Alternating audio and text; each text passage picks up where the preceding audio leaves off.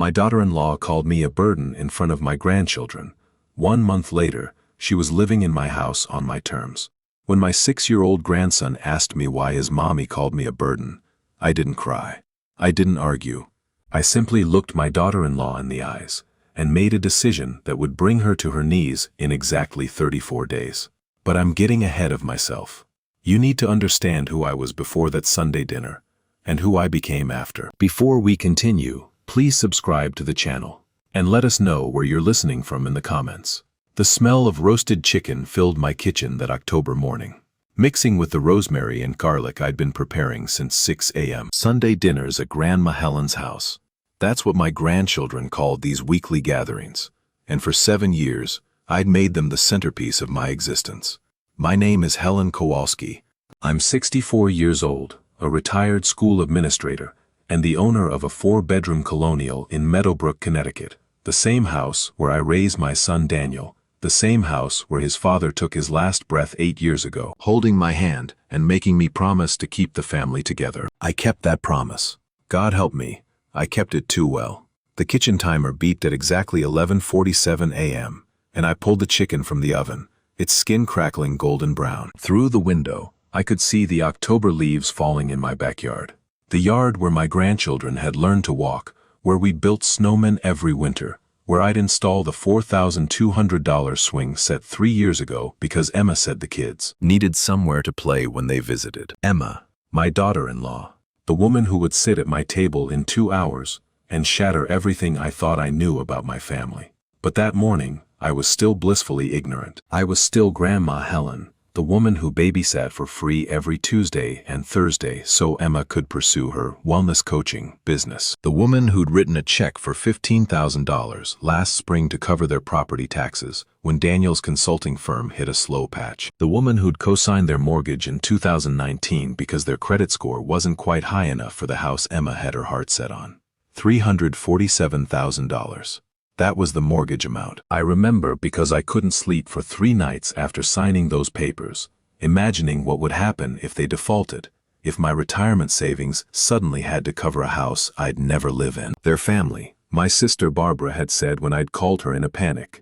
Family helps family, that's what Walter would have wanted.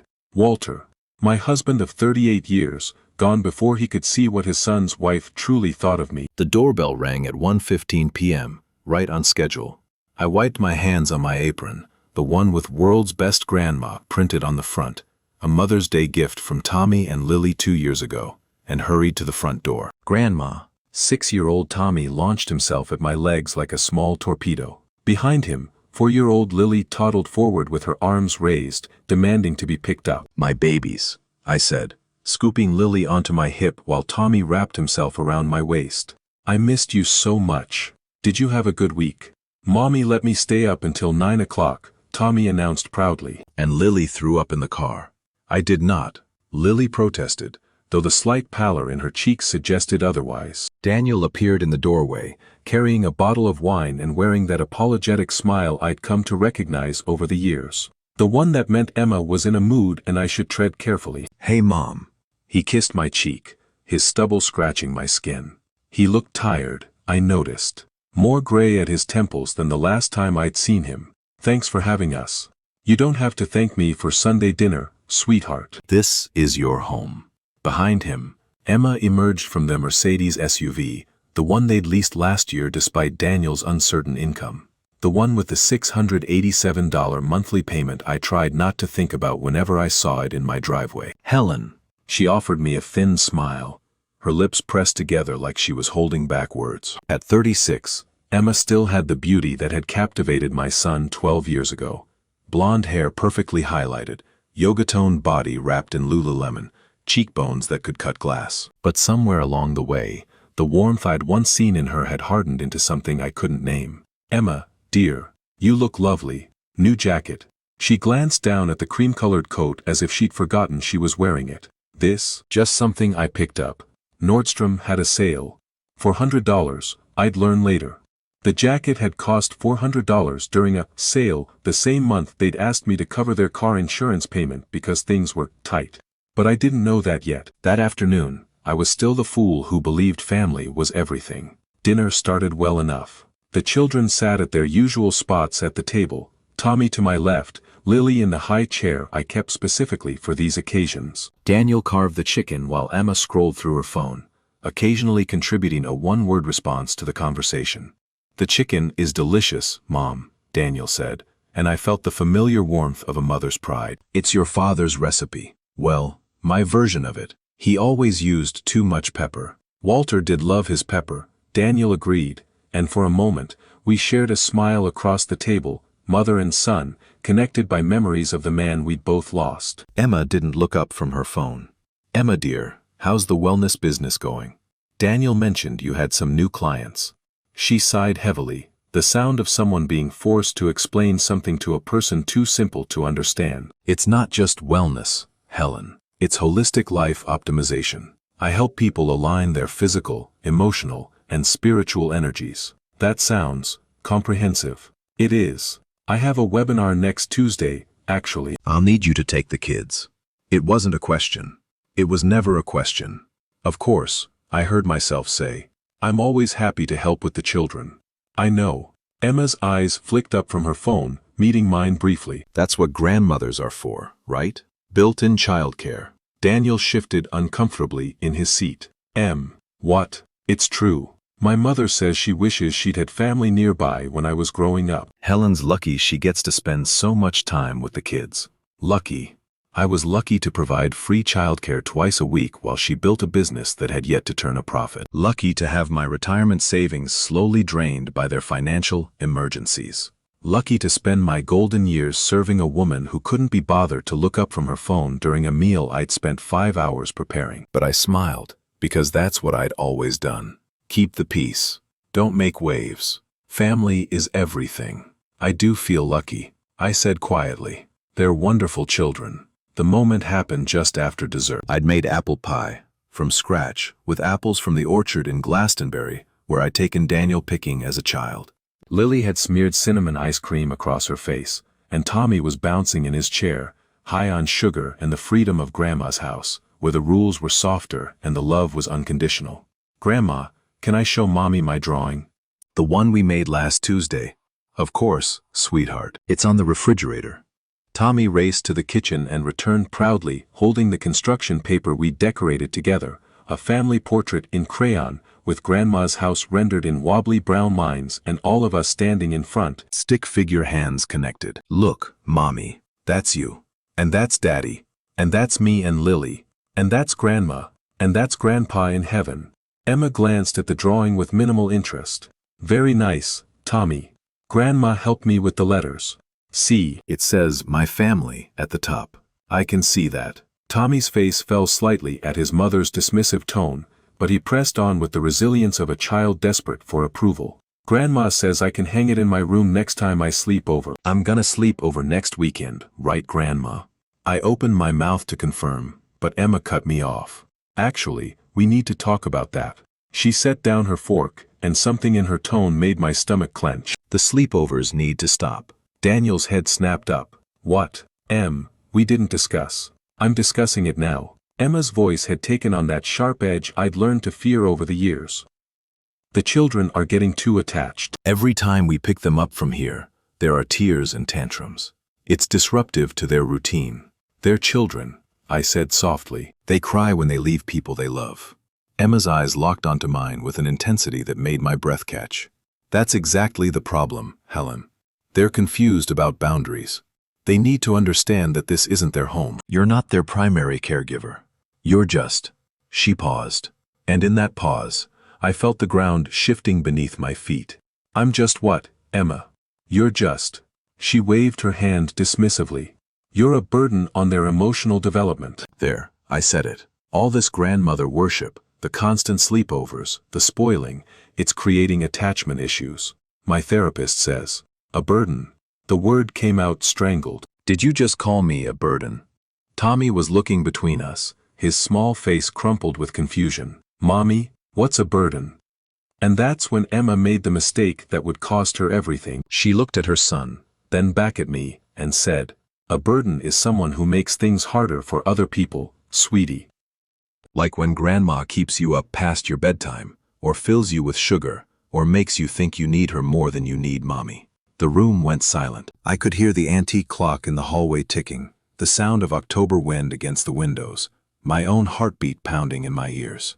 Tommy turned to me, his eyes wide and wounded. "Grandma, are you a burden? 8 years of widowhood, 7 years of being their free babysitter, their emergency ATM, their cosigner and safety net. $15,000 in property tax assistance. $8,400 in loans that were never repaid. $4,200 for a swing set. Countless meals, countless nights spent rocking sick children while their parents attended networking events and date nights and wellness retreats. And I was a burden." I looked at Emma, really looked at her, and for the first time in 7 years, I saw her clearly. The entitlement, the contempt, the way she'd maneuvered herself into my family and slowly, systematically, trained me to believe my only value was in what I could provide. "No, sweetheart," I said to Tommy, my voice steady. "Grandma is not a burden." That's a very interesting thing for mommy to say, though. She'll explain it to you later. I stood up from the table, removed my apron, and folded it neatly over my chair. "Mom," Daniel started, his face pale. "Thank you for coming to dinner," I said, my tone perfectly polite. "I think it's time for you to go home now." Emma's mouth fell open. "Excuse me, you heard me. Dinner is over. I'll walk you to the door. You can't just. This is my house, Emma." I met her eyes without flinching. "The house I've owned for 31 years, the house where I raised my son, the house where I am not, and will never be, a burden. Now please take your children and leave." I didn't cry until their taillights disappeared around the corner. Then I sat in my empty kitchen, surrounded by the remnants of a Sunday dinner that had been a lie for years, and I let myself break. But only for one night.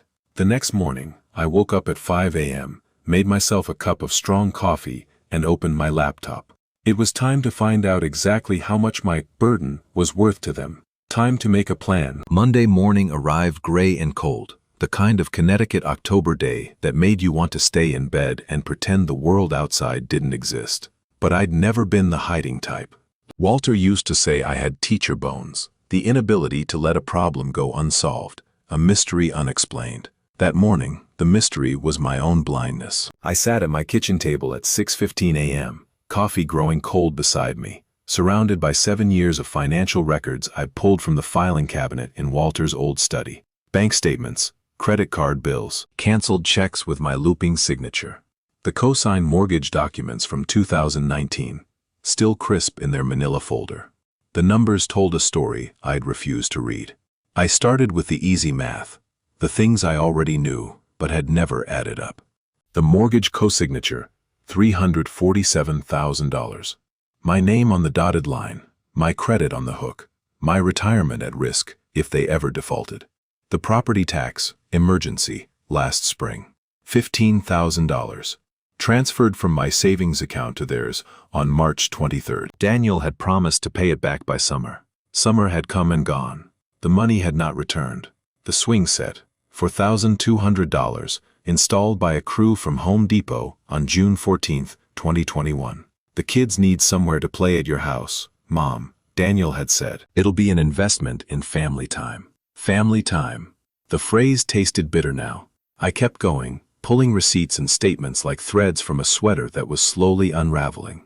The car insurance payment in February, $1,847. "Just this once, Mom. Emma's business is about to take off, and we're so close to turning the corner." The loan for their anniversary trip to Napa in August, $3,200. "We need this, Mom. Our marriage has been under so much stress. Consider it an investment in your grandchildren's stable home."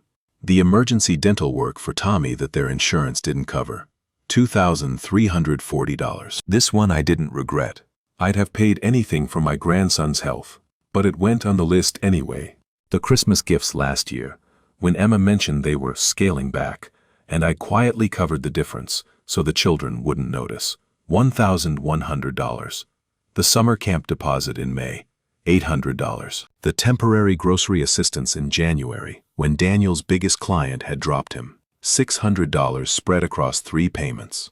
By 8 a.m., my calculator showed a number that made my hands shake. $89,247. $89,247. Not counting the mortgage, just the direct transfers, the covered bills, the loans that were never repaid. And that was only what I could document easily. How many dinners had I bought? How many tanks of gas had I filled? How many small requests had slipped through the cracks of my memory because I'd been too focused on being helpful to keep track? I pushed back from the table and walked to the window, watching the morning light creep across my backyard. The swing set stood empty, chains moving slightly in the breeze like the ghost of children's laughter. $89,247. In 7 years. An average of $12,749 per year. Over $1,000 per month, flowing from my accounts to theirs in a steady stream of emergencies and opportunities and temporary situations. And I was the burden. The phone rang at 9:23 a.m. Daniel's number. I let it ring 4 times before answering, using the delay to compose myself into the mother he expected, accommodating, understanding, ready to smooth over yesterday's unpleasantness. Mom. His voice was careful, the tone of someone navigating a minefield. I wanted to apologize for yesterday. Emma was out of line. Was she? A pause. She's under a lot of stress with the business. You know how she gets. I know how she gets. I've known for 7 years. I kept my voice level. The question is whether you know. Mom, come on, don't be like that. Like what, Daniel? Like a mother who just learned her daughter-in-law considers her a burden. Like a woman who's given nearly $90,000 to her son's family in 7 years and gets called a burden in front of her grandchildren. Silence. Then, 90,000? That's not accurate. I have the bank statements, Daniel. I spent the morning doing math I should have done years ago. More silence. I could hear Emma's voice in the background, sharp and questioning. Daniel's muffled response.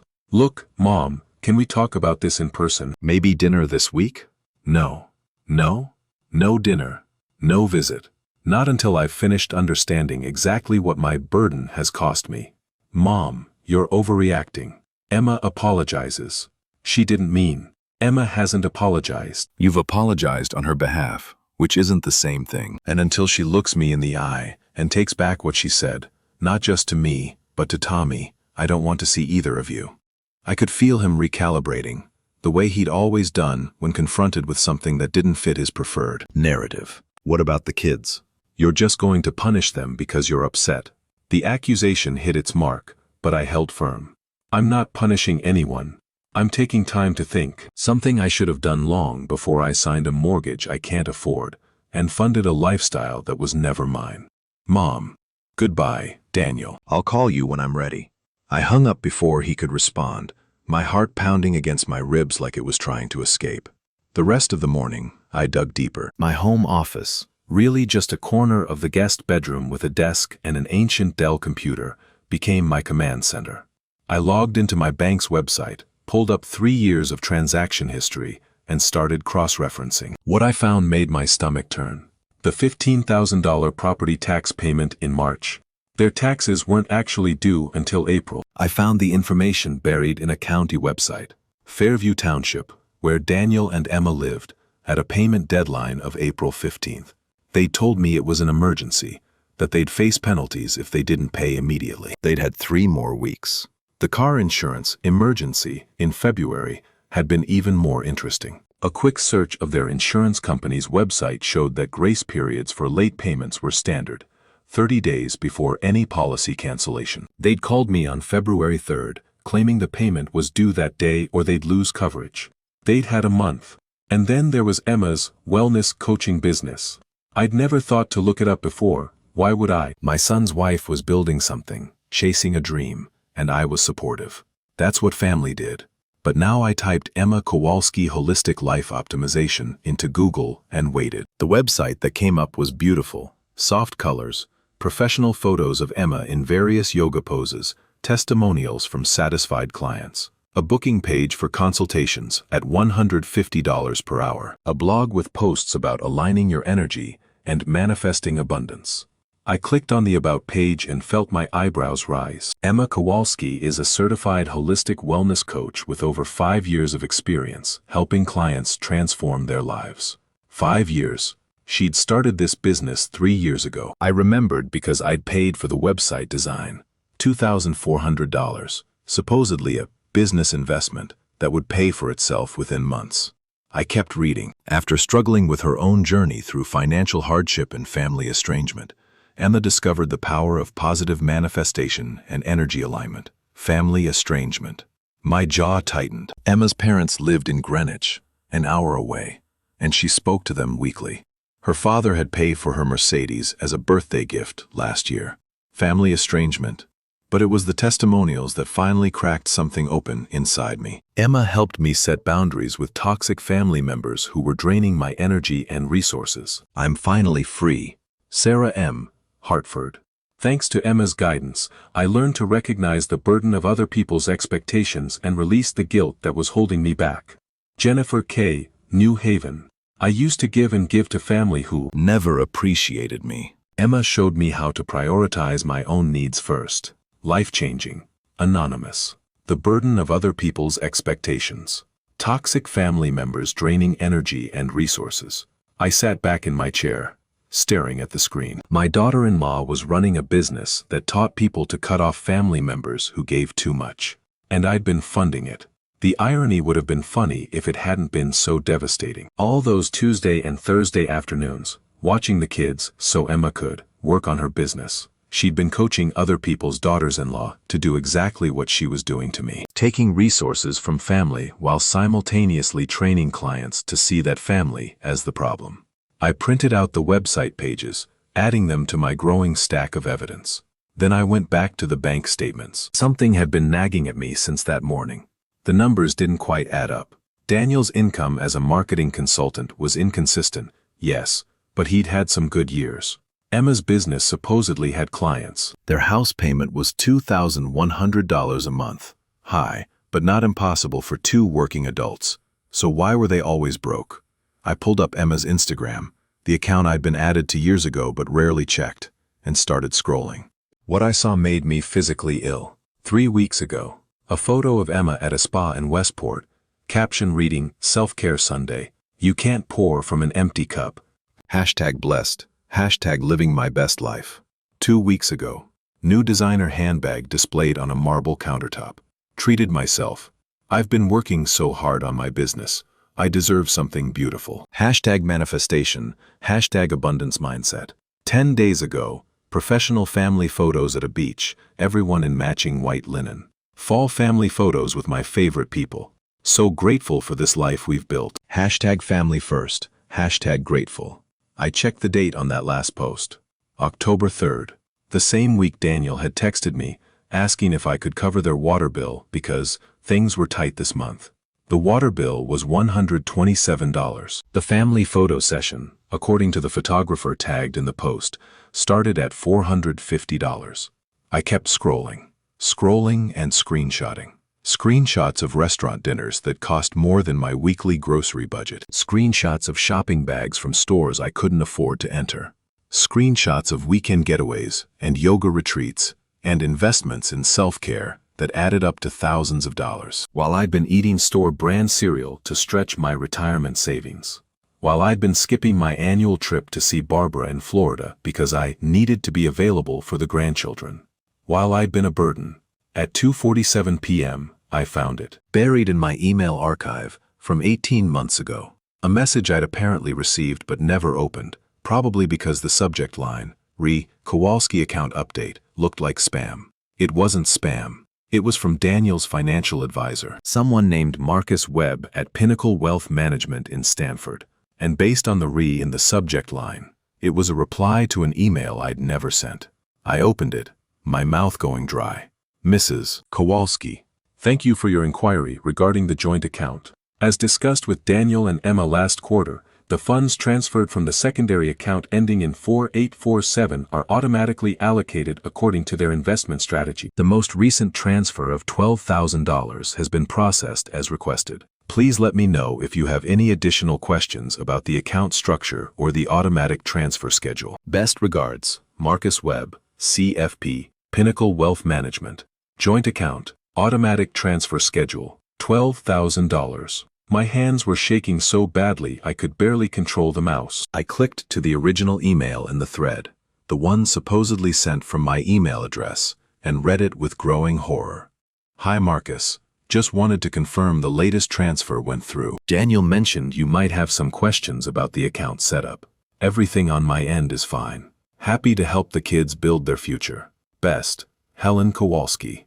I had not written that email. I had never heard of Marcus Webb. I had no idea what account ending in 4847 even was. But someone had accessed my email and sent a message pretending to be me. Someone had been transferring money, $12,000 at a time, to an investment account I knew nothing about. And that someone had apparently been doing it long enough to have an automatic transfer schedule.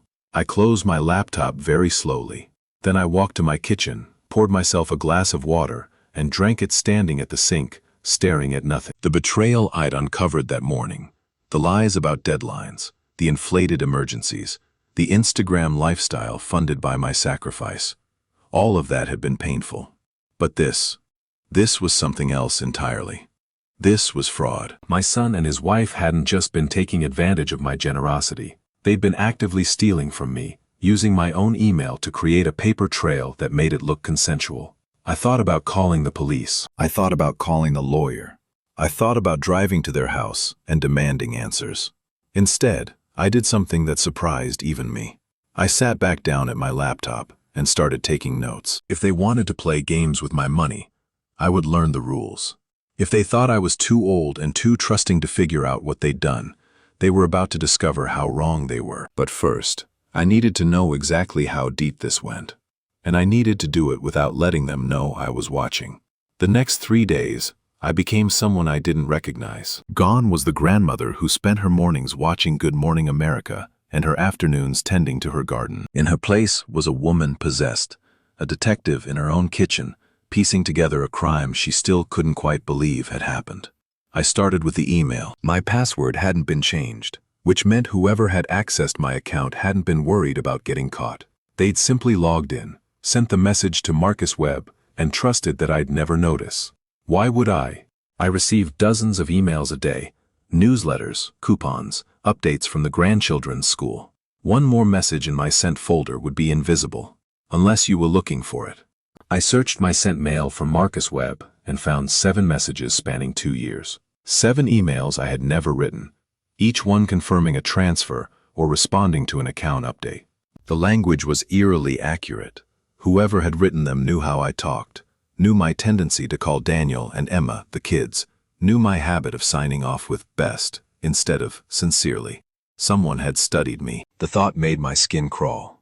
On Wednesday morning, I drove to First Connecticut Bank on Maple Street, where I'd had my accounts since 1987. The branch manager, a pleasant woman named Diane Chen, had helped me set up Walter's memorial fund after he passed.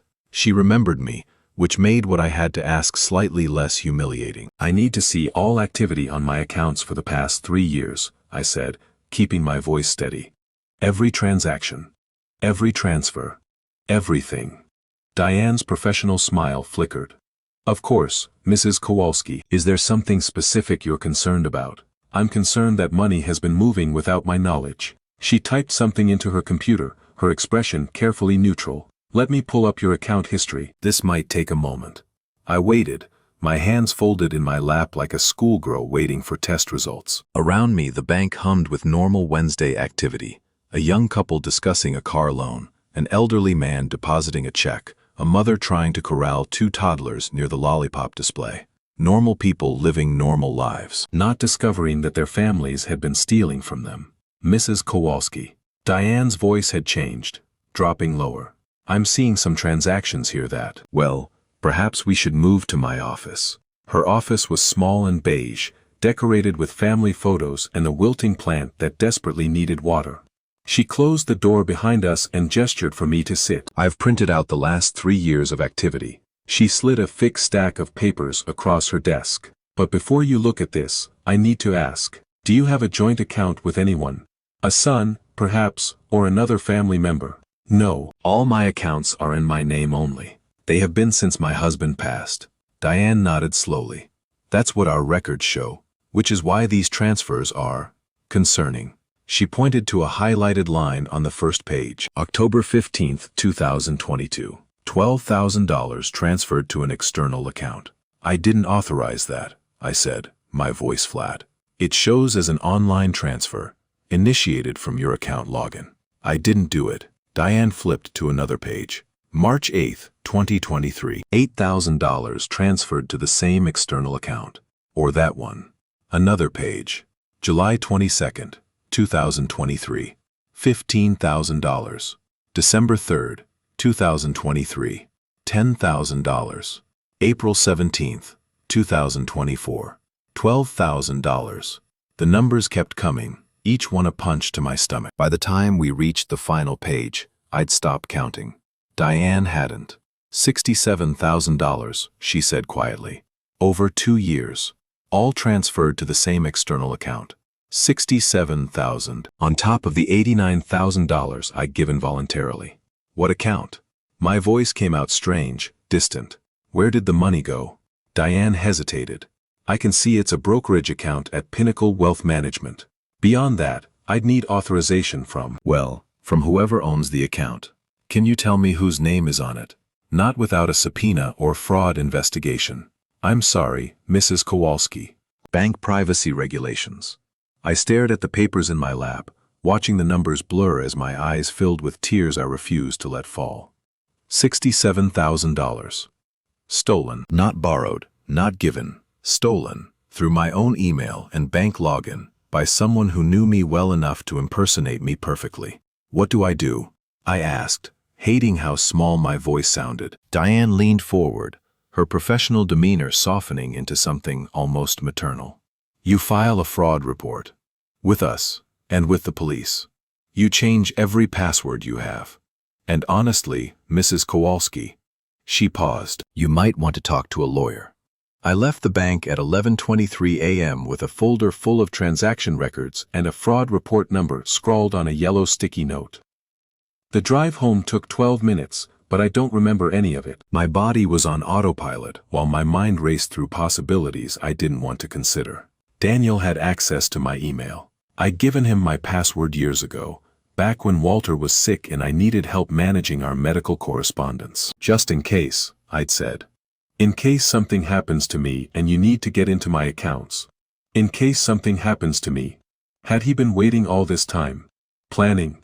Or had it been Emma's idea, coaching him the way she coached her clients, teaching him to see his mother not as family, but as a resource to be extracted? I pulled into my driveway and sat in the car, engine running, staring at the house I'd lived in for 31 years. The house that was supposed to be my security, my legacy, the place where I'd grow old surrounded by family. Some legacy, some family. I called Barbara that afternoon. My sister lived in Sarasota now, having escaped Connecticut winters 15 years ago after her husband's retirement. We talked every Sunday, but I'd been avoiding her calls since the incident at dinner. I hadn't wanted to admit what had happened. Now I had no choice. Helen. Her voice was warm but cautious. I've been worried. You missed our call. I know. I'm sorry. I've been dealing with something. What kind of something? I told her everything. The dinner, Emma's words, the bank statements, the fake emails, the hidden transfers, the $67,000 that had vanished into an account I couldn't access. When I finished, the line was silent for so long I thought we'd been disconnected. Barbara? I'm here. Her voice had gone cold. The voice she used when someone had wronged her family. I'm just trying very hard not to get on a plane right now and strangle your daughter-in-law with my bare hands. Despite everything, I almost smiled. That's not helpful. It would be helpful to me. She took a breath. Helen, this is serious. This isn't just family drama. This is criminal. Have you called the police? I filed a report at the bank. They said the police would follow up. And a lawyer? Not yet. I don't even know what kind of lawyer I need. Criminal? Civil? Family? All of the above, probably. Barbara paused. Do you remember my friend Miriam? The one whose son went through that nightmare with his business partner? Vaguely. She used a lawyer in Hartford. Forensic something. Specializes in financial fraud. Let me get you the number. I wrote down the name on the back of an envelope. Patricia Okonkwo, Esquire. Forensic accounting and financial fraud recovery. Call her tomorrow, Barbara said firmly. First thing. And Helen. Yes. Don't talk to Daniel until you do. Don't talk to Emma. Don't let them know you know anything. If this is as bad as it sounds, they'll start covering their tracks the moment they suspect you're onto them. You think it could get worse? Barbara's laugh was bitter. Sweetheart, in my experience, when people are willing to steal from their own mother, there's always more. You found the tip of the iceberg. God knows what's underneath. That night I couldn't sleep. I lay in my bed, the bed I'd shared with Walter for 34 years. The bed where I'd held his hand as he slipped away, and stared at the ceiling. The house creaked around me, settling into its bones the way old houses do. Every sound made me flinch.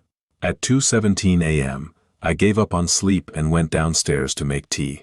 The kitchen was dark except for the light above the stove, casting long shadows across the countertops. I filled the kettle and set it to boil, then sat at the table where I'd served 1,000 Sunday dinners, waiting for water to heat and my mind to quiet. Neither happened quickly. I thought about Daniel as a boy, gap-toothed and eager, always wanting to help in the kitchen, always asking questions about everything. Why is the sky blue, Mom? Why do birds fly south? Why did Grandpa Joe die? He'd been so curious. So kind. The kind of child who brought home injured birds and cried when they didn't survive. When had that boy become a man who stole from his mother? Or had Emma changed him, twisted him into something I didn't recognize? The psychology websites I'd found while researching her business talked about coercive control and financial abuse. Terms I'd never heard before but recognized immediately. Was Daniel a perpetrator or another victim? Did it matter? The kettle whistled, sharp and demanding. I poured the water over a chamomile tea bag and watched the liquid slowly turn golden. $67,000, plus the $89,000 I'd given willingly. $156,000 in 7 years. My retirement fund had started at $340,000 when Walter died. I'd been so careful, so conservative, determined to make it last until I was 90. Now, doing the math in my head, I realized I was down to less than half of that. At 64, with no pension and Social Security still 2 years away, I was running out of time, running out of money, running out of options. And the people who'd put me here were probably sleeping soundly in the house I'd helped them buy. I called Patricia Okonkwo at 8:01 a.m. Thursday morning. Her assistant, a young man with a crisp, professional voice, told me the earliest available appointment was Friday at 2 p.m. I took it without hesitation, then spent the rest of the day organizing my evidence. Bank statements went into one folder. Screenshots of Emma's Instagram went into another. The fake emails were printed and annotated with dates and my handwritten notes. Did not write this. The co-signed mortgage documents got their own section, along with my notes about the property tax emergency and the car insurance crisis. By Thursday evening, I had a 3-inch binder full of documentation. Looking at it made me feel sick and powerful in equal measure. This was my life reduced to paper, my generosity cataloged and time-stamped, my exploitation proven beyond any doubt. Let them try to call me a burden now. Friday at 1:45 p.m., I sat in the waiting room of Okonkwo and Associates, my binder clutched to my chest like a shield. The office was modern and minimalist. White walls, sleek furniture, a water feature burbling in the corner. Not the kind of place I'd ever expected to find myself. Mrs. Kowalski, a tall woman in a navy suit, emerged from a side door. Her hair was cropped short, her handshake firm, her eyes sharp with intelligence. I'm Patricia Okonkwo. Please, come in. Her office was as sleek as the waiting room, but warmer somehow. Family photos on the desk, a child's drawing framed on the wall. The juxtaposition of professional and personal reminded me that even lawyers had people they loved. People who could betray them. Your assistant mentioned a family financial situation, Patricia said, settling into her chair. Why don't you tell me what's going on? I opened my binder and started talking. For 45 minutes I laid out every piece of evidence, every timeline, every discovery. Patricia listened without interrupting, occasionally making notes on a yellow legal pad. Her expression remained neutral, but I caught flickers of something in her eyes, surprise, perhaps, or recognition. When I finished, she set down her pen and leaned back. Mrs. Kowalski, You've done exceptional work here. Most clients come to me with suspicions. You've come with a case. Is it enough to do something? It's enough to investigate further. She tapped her pen against the legal pad. The unauthorized transfers are clearly fraudulent. You didn't make them, and someone accessed your accounts without permission. That's identity theft at minimum, potentially wire fraud depending on how the money moved. Can I get it back? Patricia hesitated. That depends on where it went and how it was spent. If the funds are still in that Pinnacle account, recovery is possible. If they've been dispersed, she spread her hands. We'd be looking at civil judgments, which are only worth something if the defendants have assets to seize. They have a house. The house I co-signed for. Something sparked in Patricia's eyes. Tell me more about that mortgage. I explained the co-signature, the $347,000 loan. My name on documents for a house where I'd never been truly welcome. Patricia was smiling now. Not a warm smile, but the sharp smile of a predator spotting weakness. Mrs. Kowalski, do you understand what it means to be a co-signer on a mortgage? I'm responsible if they don't pay. That's part of it. But you're also an owner, in a sense. Your name is on that loan. If they default, the bank comes after you. But you also have legal standing to force a sale if certain conditions are met. She leaned forward. Have they been making their payments? I don't know. I assumed so. Find out. Patricia scribbled something on her notepad and tore off the page. This is the county recorder's office. Public records will show if there have been any late payments or default notices. And while you're there, she paused. Check the deed. See whose names are actually on the property title. Why? Because sometimes, Mrs. Kowalski, people get creative with paperwork. You co-signed the loan, but that doesn't necessarily mean you're on the deed. And if you're not, her smile sharpened further. Well, that raises some very interesting questions about why they needed your signature in the first place. I drove to the county recorder's office straight from Patricia's office. The clerk, a tired-looking woman in her 50s, helped me navigate the computer system with the patience of someone who'd explained this process 1,000 times. Property records for 847 Birchwood Lane, Fairview Township. The screen loaded. Mortgage holder, First National Bank. Loan amount $347,000. Dated April 2019. Borrowers, Daniel Kowalski, Emma Kowalski. Cosigner, Helen Kowalski. So far, everything as expected. Then I scrolled down to the deed. Property owners, Daniel Kowalski, Emma Kowalski. My name wasn't there. I read it 3 times to make sure. My name was on the loan, the debt, but not on the deed. The ownership. They'd use my credit to buy a house I had no legal claim to. If they defaulted, I'd owe $347,000 for a property I couldn't sell, couldn't live in, couldn't control. But there was more. Under the ownership record, a new entry had been added 6 months ago. Quitclaim deed, filed April 12, 2024. Daniel Kowalski transfers 50% ownership interest to Jenkins Family Trust. Jenkins. Emma's maiden name was Jenkins. I stared at the screen, my vision narrowing to a single point of focus. 6 months ago, while I was writing checks for their property taxes and covering their car insurance, Daniel had signed away half of their house. To Emma's family, the Jenkins Family Trust. I said the words out loud in my car, sitting in the county recorder's parking lot, as the afternoon sun slanted through my windshield. They felt foreign in my mouth, like a language I'd never learned. Emma's parents were Richard and Carolyn Jenkins. Greenwich money, old Connecticut pedigree, the kind of people who summered in the Hamptons and wintered in Palm Beach. I'd met them exactly 4 times in 12 years, at Daniel and Emma's engagement party, their wedding, Tommy's baptism, and Lily's first birthday. 4 times. They lived an hour away and had seen their grandchildren fewer times than I could count on both hands. But apparently, they owned half of the house I'd helped pay for. I called Patricia Okonkwo from the parking lot, my hands shaking so badly I could barely hold the phone. A quitclaim deed, she said when I'd finished explaining. Interesting. That's the fastest way to transfer property. No title search, no warranties, just sign and file. Usually used between family members. What does it mean for me?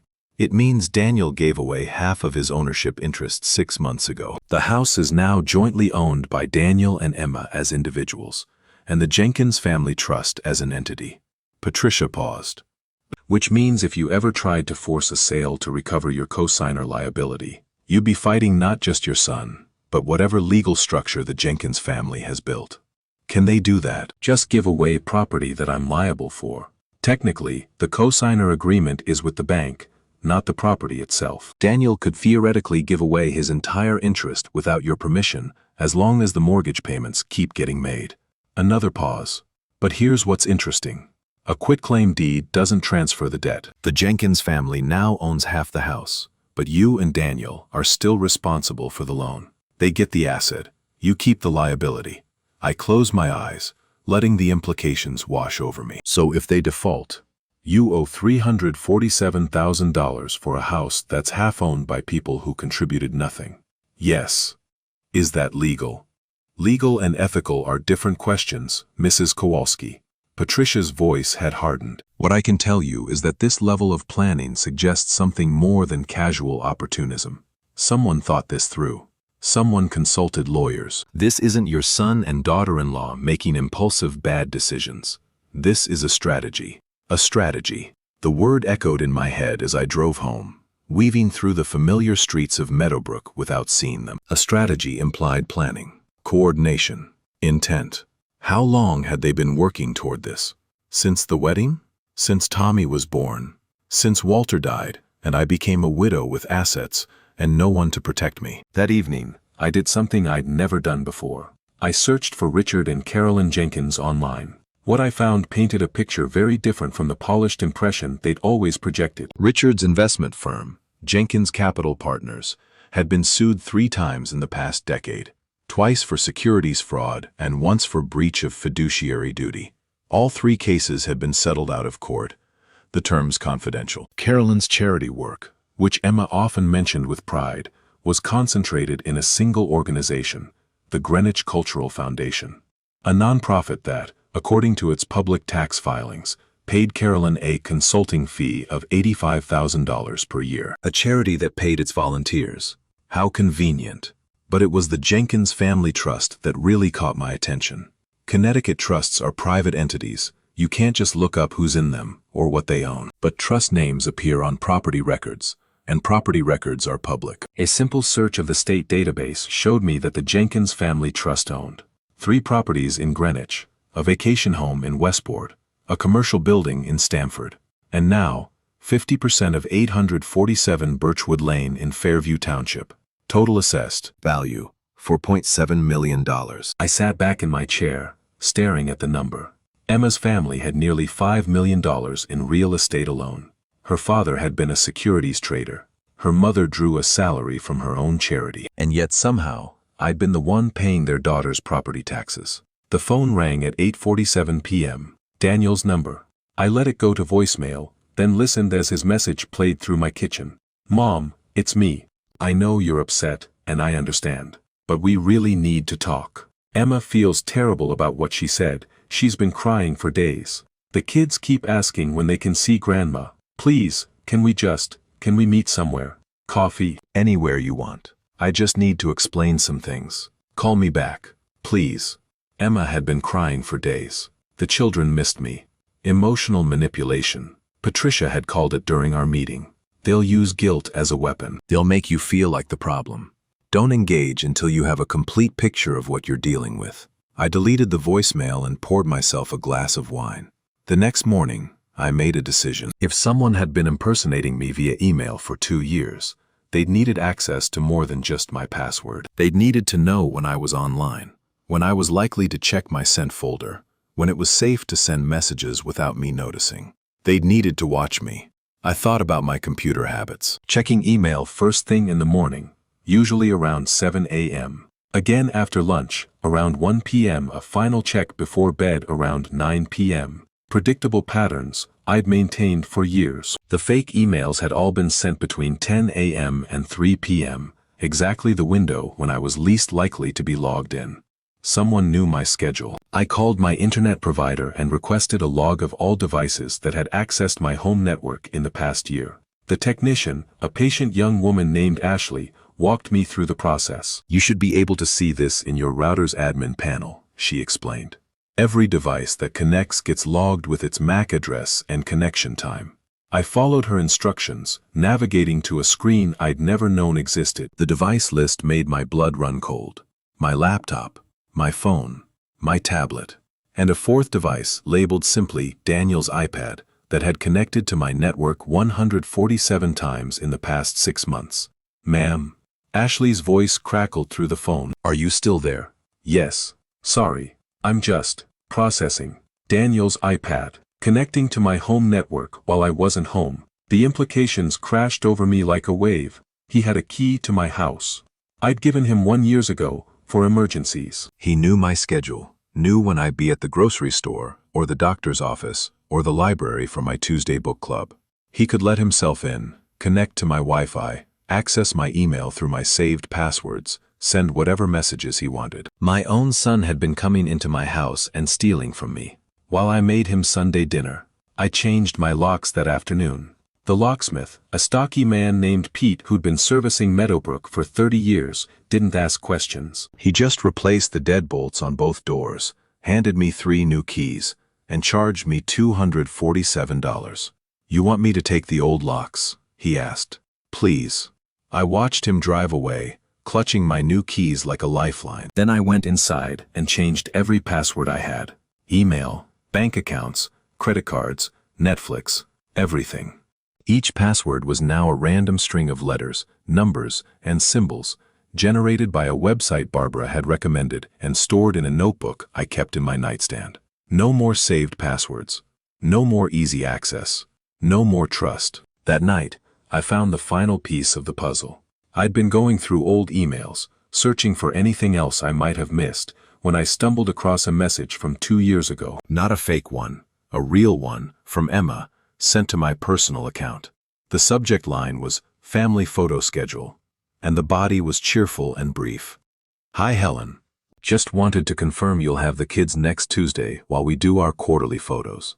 Tommy has soccer at 4, so we'll need to pick them up by 3:30. Thanks so much, you're the best. Quarterly photos. The phrase nagged at me. I searched my email for quarterly and found 12 more messages spanning 3 years. Each one referenced some appointment or event that required me to babysit while Daniel and Emma handled quarterly something. Quarterly photos. Quarterly meetings. Quarterly planning sessions. Who has quarterly anything except businesses? I opened a new browser tab and searched. Jenkins Family Trust Quarterly Meetings, Connecticut. The first result was a PDF from a law firm's website, a template for trust administration. And there, in the sample schedule, I found my answer. Family trusts with significant assets typically hold quarterly meetings to review investments, distributions, and strategic planning. All trustees and beneficiaries are expected to attend. Daniel was attending quarterly meetings with the Jenkins Family Trust. My son wasn't just married to Emma Jenkins. He was part of her family's financial structure, a structure that now owned half of his house and had been receiving stolen money from my accounts for years.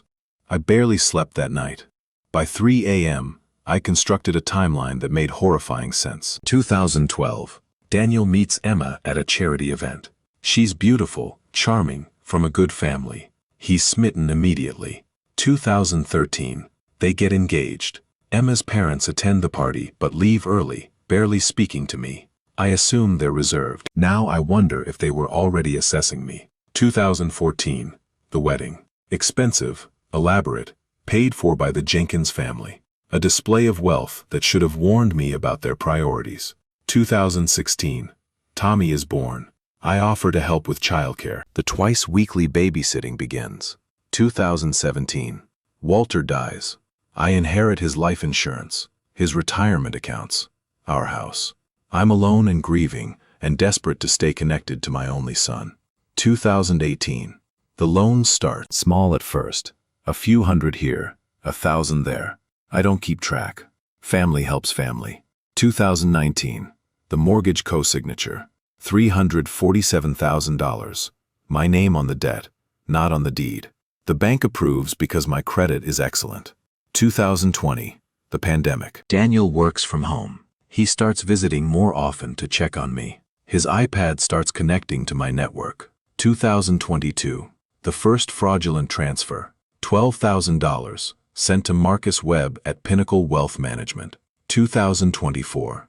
the quitclaim deed. Half the house transferred to the Jenkins family trust. The trap closes around me. And through it all, I kept writing checks, kept babysitting, kept showing up for Sunday dinners where my daughter-in-law secretly despised me.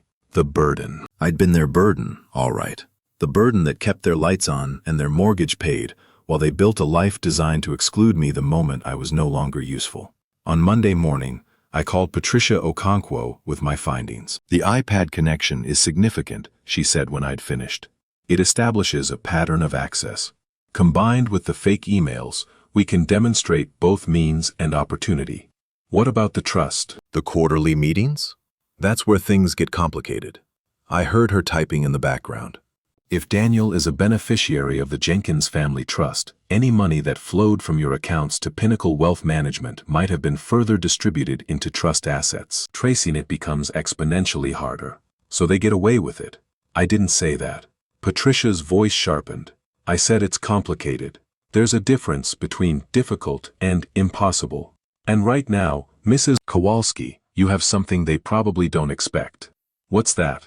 Documentation. Most victims of family fraud don't keep records. They trust their relatives, they don't ask questions, and by the time they realize what's happened, the paper trail has gone cold.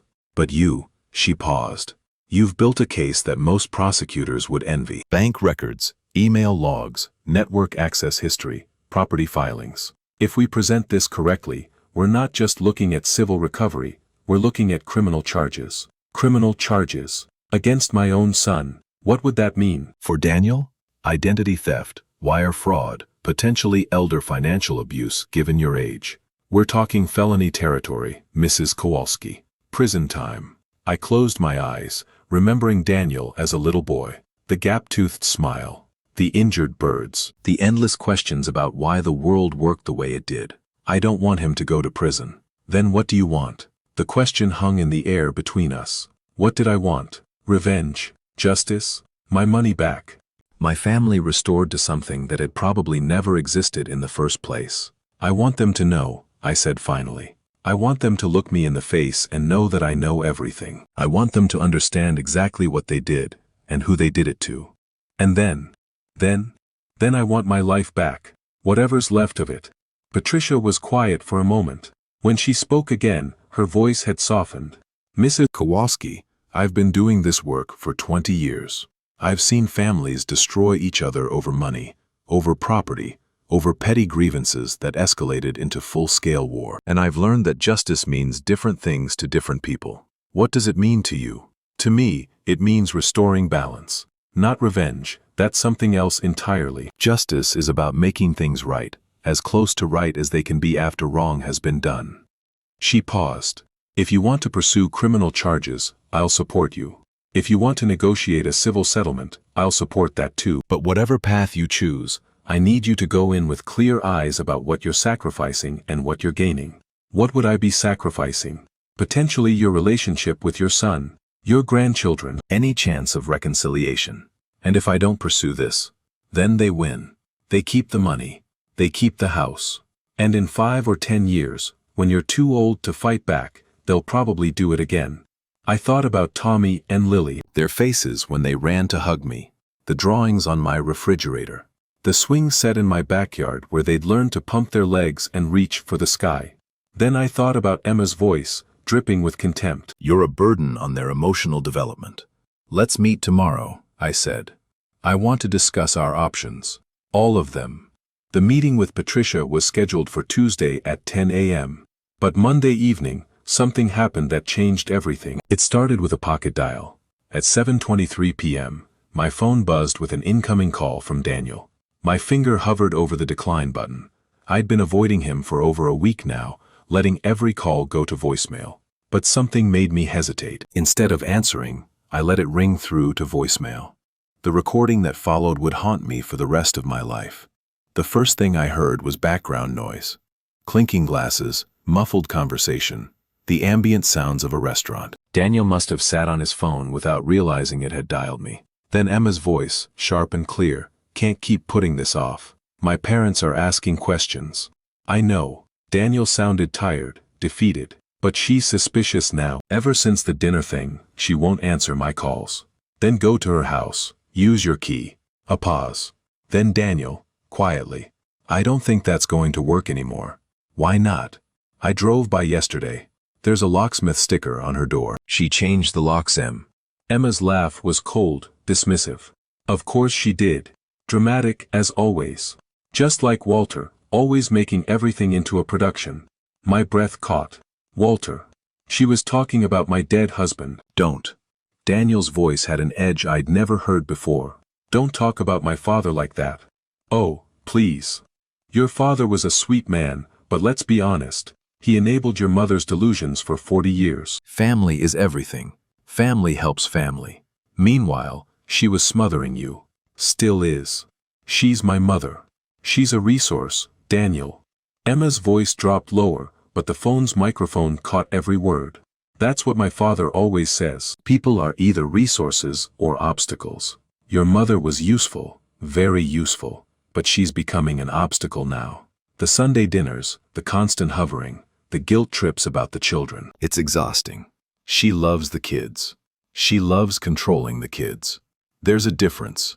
I heard Emma sigh heavily. Look, we always knew this arrangement had an expiration date. We've gotten what we needed from her. The down payment, the co-signature, the monthly support. But the plan was always to phase her out once we were stable. The plan. My hand was shaking so badly I nearly dropped the phone. I didn't know the plan involved cutting her off completely, Daniel said. What did you think was going to happen? That she'd just keep writing checks forever while we built our life without her?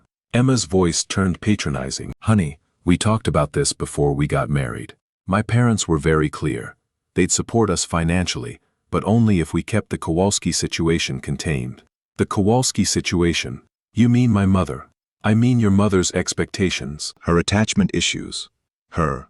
Emma paused, searching for the word. Her. Neediness. It's off-putting, Daniel. My parents can barely stand to be in the same room with her. Do you remember Lily's baptism? My mother said Helen smelled like discount hand lotion and desperation. I heard Daniel make a sound.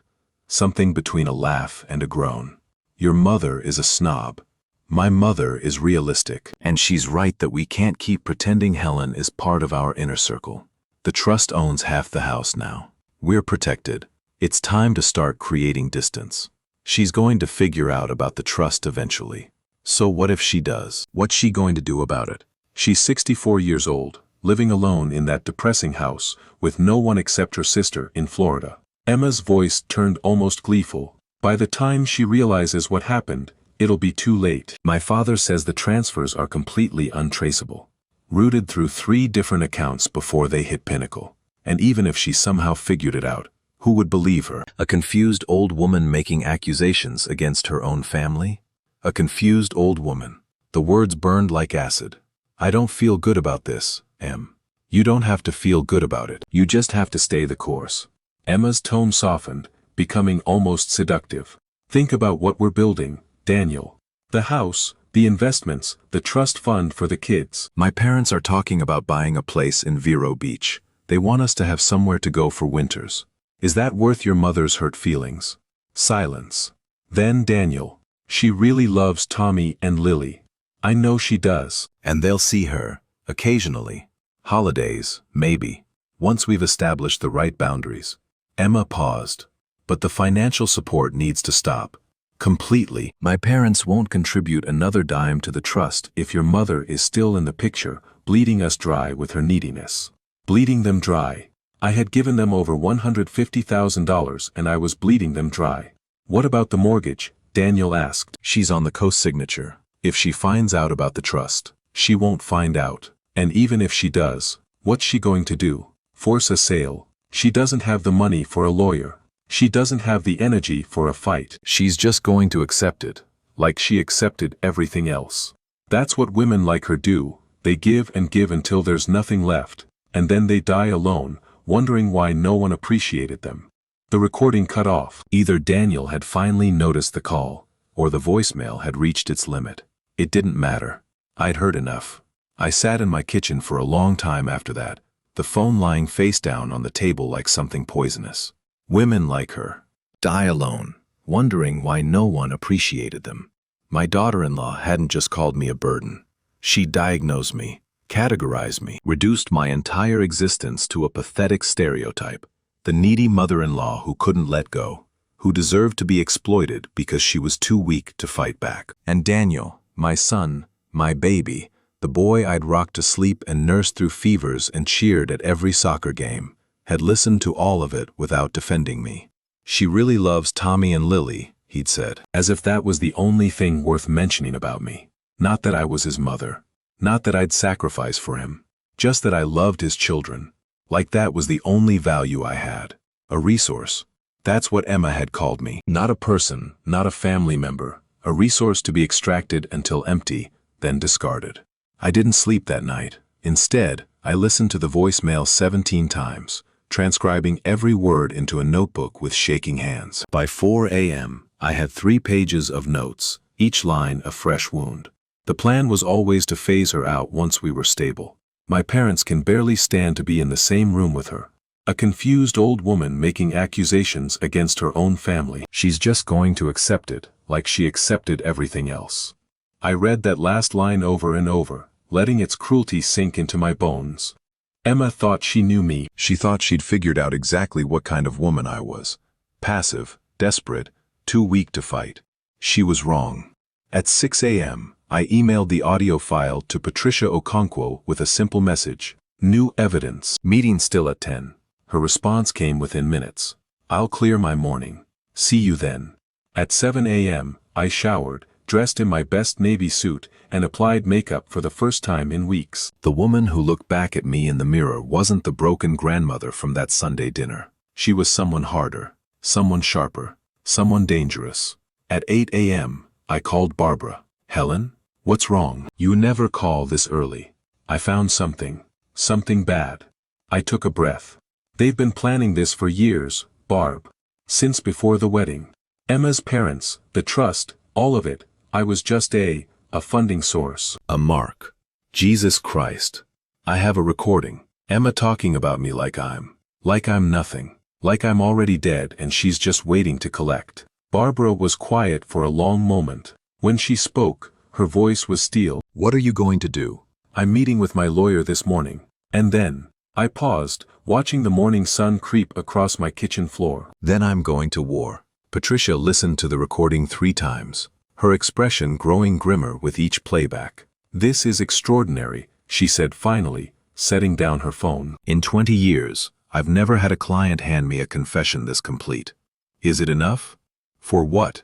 For all of it. Criminal charges. Civil recovery.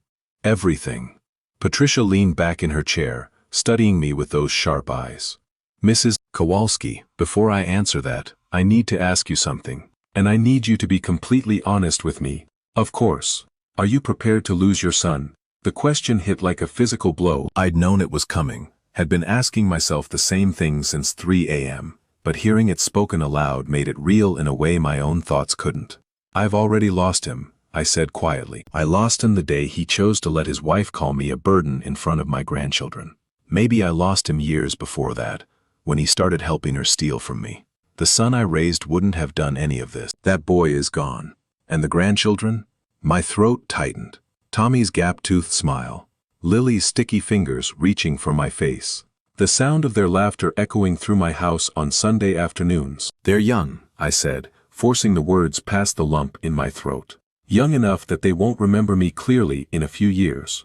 And if I let this go, if I let Emma and Daniel get away with what they've done, what kind of example am I setting? That it's okay to exploit people who love you. That family means nothing. Patricia nodded slowly. That's a healthy perspective. Not easy, but healthy. I don't feel healthy. I feel. How do you feel? I thought about the recording, about Emma's contemptuous voice, about my son's silence. Angry, I said. I feel angry. For the first time in 8 years, I feel something other than grief and obligation, and guilt. I feel like fighting. Patricia smiled, a real smile this time, warm and almost proud. Good, because this fight is going to be hard. But I think we can win. We spent the next 2 hours strategizing. The criminal case was strongest on the fraud and identity theft charges. The fake emails, the unauthorized transfers, Daniel's iPad accessing my network. All of it painted a clear picture of systematic exploitation. Patricia would file a formal complaint with the state's attorney this week. "What about Emma's parents?" I asked. "They're clearly involved. The trust is where things get complicated. We know money flowed from your accounts to Pinnacle Wealth Management.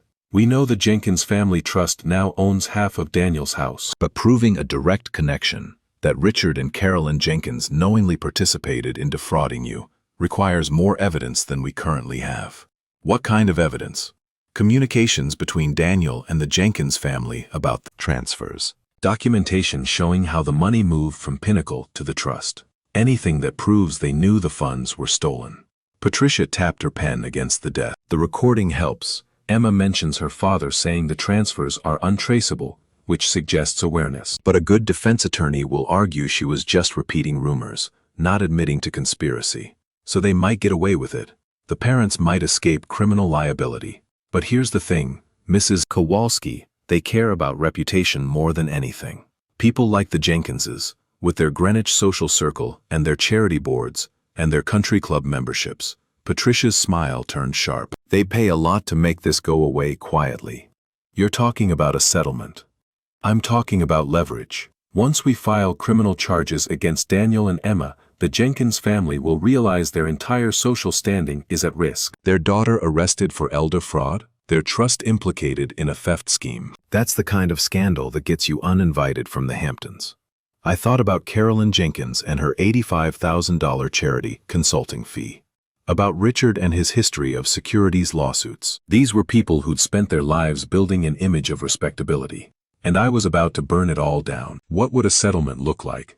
Full repayment of the stolen funds, the $67,000 from unauthorized transfers, plus interest.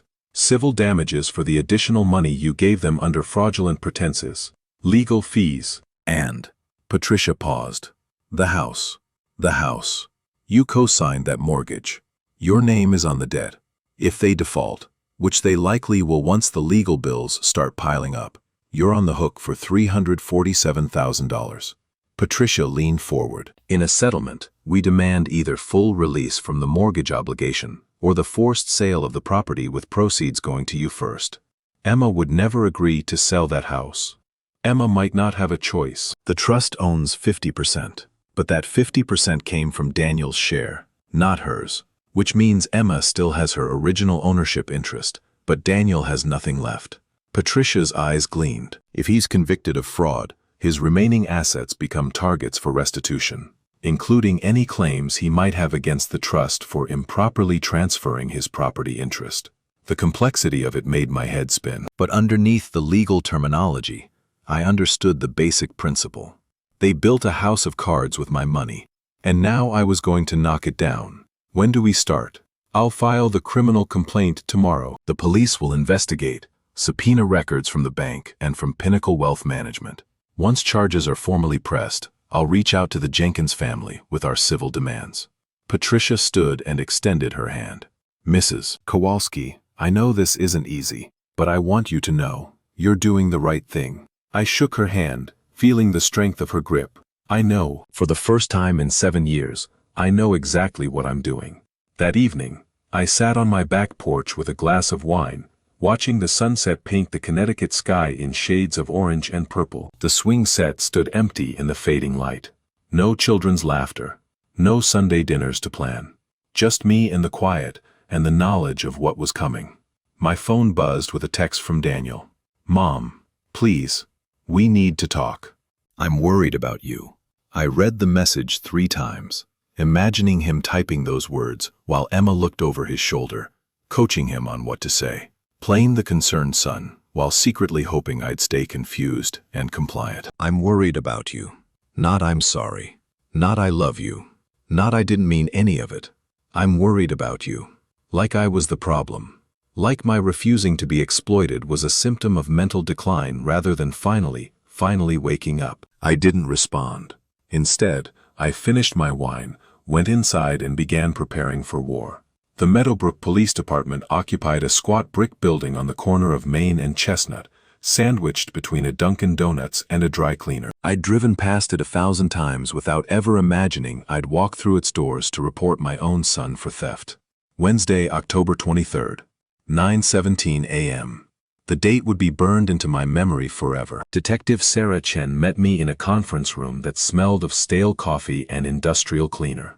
She was younger than I'd expected, mid-30s, maybe, with sharp eyes and a no-nonsense manner that reminded me of Patricia. Mrs. Kowalski. She shook my hand firmly. Ms. Okonkwo sent over the preliminary documents. I've reviewed them, but I'd like to hear the story from you directly. For the third time in 2 weeks, I laid out the evidence. The bank statements, the fake emails, the network logs showing Daniel's iPad, the recording of Emma's confession. Detective Chen listened without interrupting, occasionally making notes on a yellow legal pad. When I finished, she sat back in her chair and exhaled slowly. This is comprehensive. My lawyer said the same thing. She's right. Most family fraud cases come to us as vague suspicions. I think my nephew is stealing from Grandma. What you've brought is a prosecutable case. So you'll arrest them? Detective Chen held up a hand. The process isn't that simple. We need to verify the evidence independently, subpoena the bank records, confirm the unauthorized transfers, establish a chain of custody for the recording. The district attorney will want a complete picture before pressing charges. How long will that take? Weeks, maybe a month. She must have seen my face fall, because she added, I know that feels like forever when you're living through it. But building a strong case takes time. Rush it, and a good defense attorney picks it apart. And in the meantime, they just go about their lives. They won't know about the investigation until we're ready to move. That's important, Mrs. Kowalski. You can't tell them anything. No hints, no warnings, no confrontations. If they suspect what's coming, they'll start destroying evidence and coordinating their stories. I thought about Daniel's increasingly desperate voicemails, the texts asking to meet for coffee, the concerned son routine that now felt like a trap. I haven't spoken to them since the dinner. Keep it that way. If they reach out, don't respond. If they show up at your house, don't let them in. And if they mention anything at all, about money or the house or their finances, document it immediately and call me. She handed me her card. Detective Sarah Chen, Financial Crimes Unit. A direct line scrawled on the back in blue ink. We take elder financial abuse very seriously, she said, her voice softening slightly. What they did to you, it's not just illegal, it's cruel. And they're going to answer for it. The next 2 weeks were the longest of my life. Every day felt suspended in amber, time moving but nothing changing. I woke up, drank coffee, checked my email for updates from Patricia or Detective Chen, and then sat in my quiet house trying not to think about what was coming. Barbara called every evening at 7 p.m. sharp. Any news? Nothing yet. Patricia says the subpoenas are moving through the system. And Daniel? 3 more voicemails. I deleted them without listening. Good. Stay strong, Helen. They don't deserve your attention. But staying strong was harder than it sounded. Some nights, I'd find myself standing in Tommy's room, the one I'd decorated for his sleepovers, with the dinosaur bedsheets and the glow-in-the-dark stars on the ceiling, and I'd cry until my chest ached. I wasn't crying for Daniel. That grief had curdled into something harder, something that felt like armor. I was crying for the life I'd thought I had, the family I'd believed in, the grandmother I'd wanted to be. All of it gone now, burned away by Emma's contempt and Daniel's complicity. On November 4th, Patricia called with news. The subpoenas came back. We have the records from Pinnacle Wealth Management. My heart hammered against my ribs. And the account that received your transfers is registered to Daniel Kowalski. But here's where it gets interesting. There's a secondary beneficiary listed. The Jenkins Family Trust. No. Emma Kowalski, individually.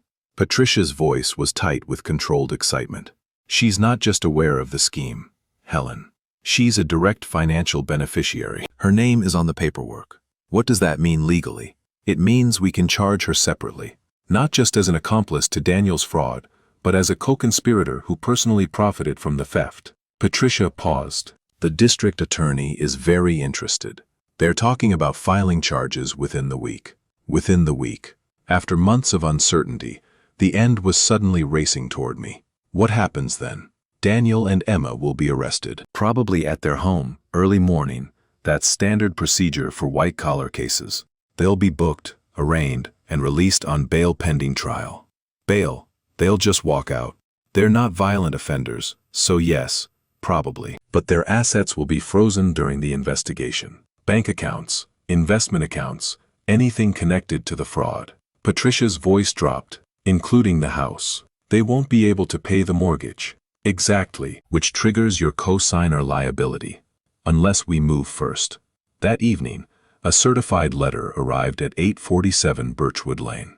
I know because Patricia sent me a copy. The letter was addressed to Daniel and Emma Kowalski, with CC lines to Richard and Carolyn Jenkins as trustees of the Jenkins Family Trust. The subject line read, "Notice of potential legal action, Kowalski matter."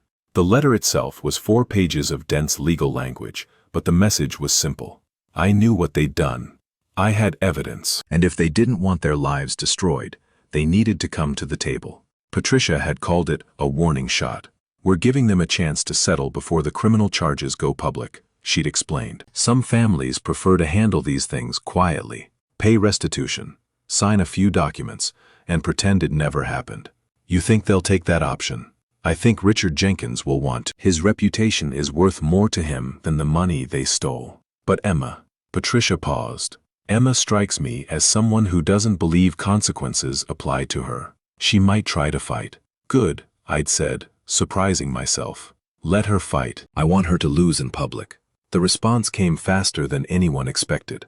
At 8:47 p.m. on November 5th, my doorbell rang. I wasn't expecting anyone. Barbara was in Florida. Patricia was at her office. The police had my phone number, not my address. Through the peephole, I saw a figure I hadn't laid eyes on in 12 years. Richard Jenkins. Emma's father stood on my porch in a cashmere overcoat that probably cost more than my car. His silver hair was perfectly styled, his posture radiating the kind of confidence that came from a lifetime of getting whatever he wanted. He rang the bell again. I considered not answering. Detective Chen had told me to avoid contact. Patricia had warned me about unrecorded conversations. Everything I knew said I should let him stand there until he gave up and drove back to Greenwich. But something in me, the same something that had stopped deleting Daniel's voicemails, that had made me keep every receipt and screenshot and bank statement, wanted to see his face. I wanted to watch him squirm. I opened the door. Mrs. Kowalski. Richard's voice was smooth, controlled. The voice of a man who'd negotiated his way out of 3 securities fraud lawsuits. I apologize for the unannounced visit. May I come in? No. He blinked. Whatever script he'd prepared hadn't included that response. I understand you're upset. Mr. Jenkins, you have 30 seconds to say whatever you came to say. Then I'm closing this door and calling my lawyer. For a moment, something flickered behind his eyes. Annoyance, maybe. Or surprise at being spoken to so directly. People like Richard Jenkins weren't used to being told no by women like me. Very well. He straightened his coat, composing himself. I'm here to propose a resolution to this unfortunate situation. Unfortunate situation. Is that what you call stealing $156,000 from a 64-year-old widow? I understand that's your perspective. It's not a perspective, Mr. Jenkins. It's a fact. I have bank records.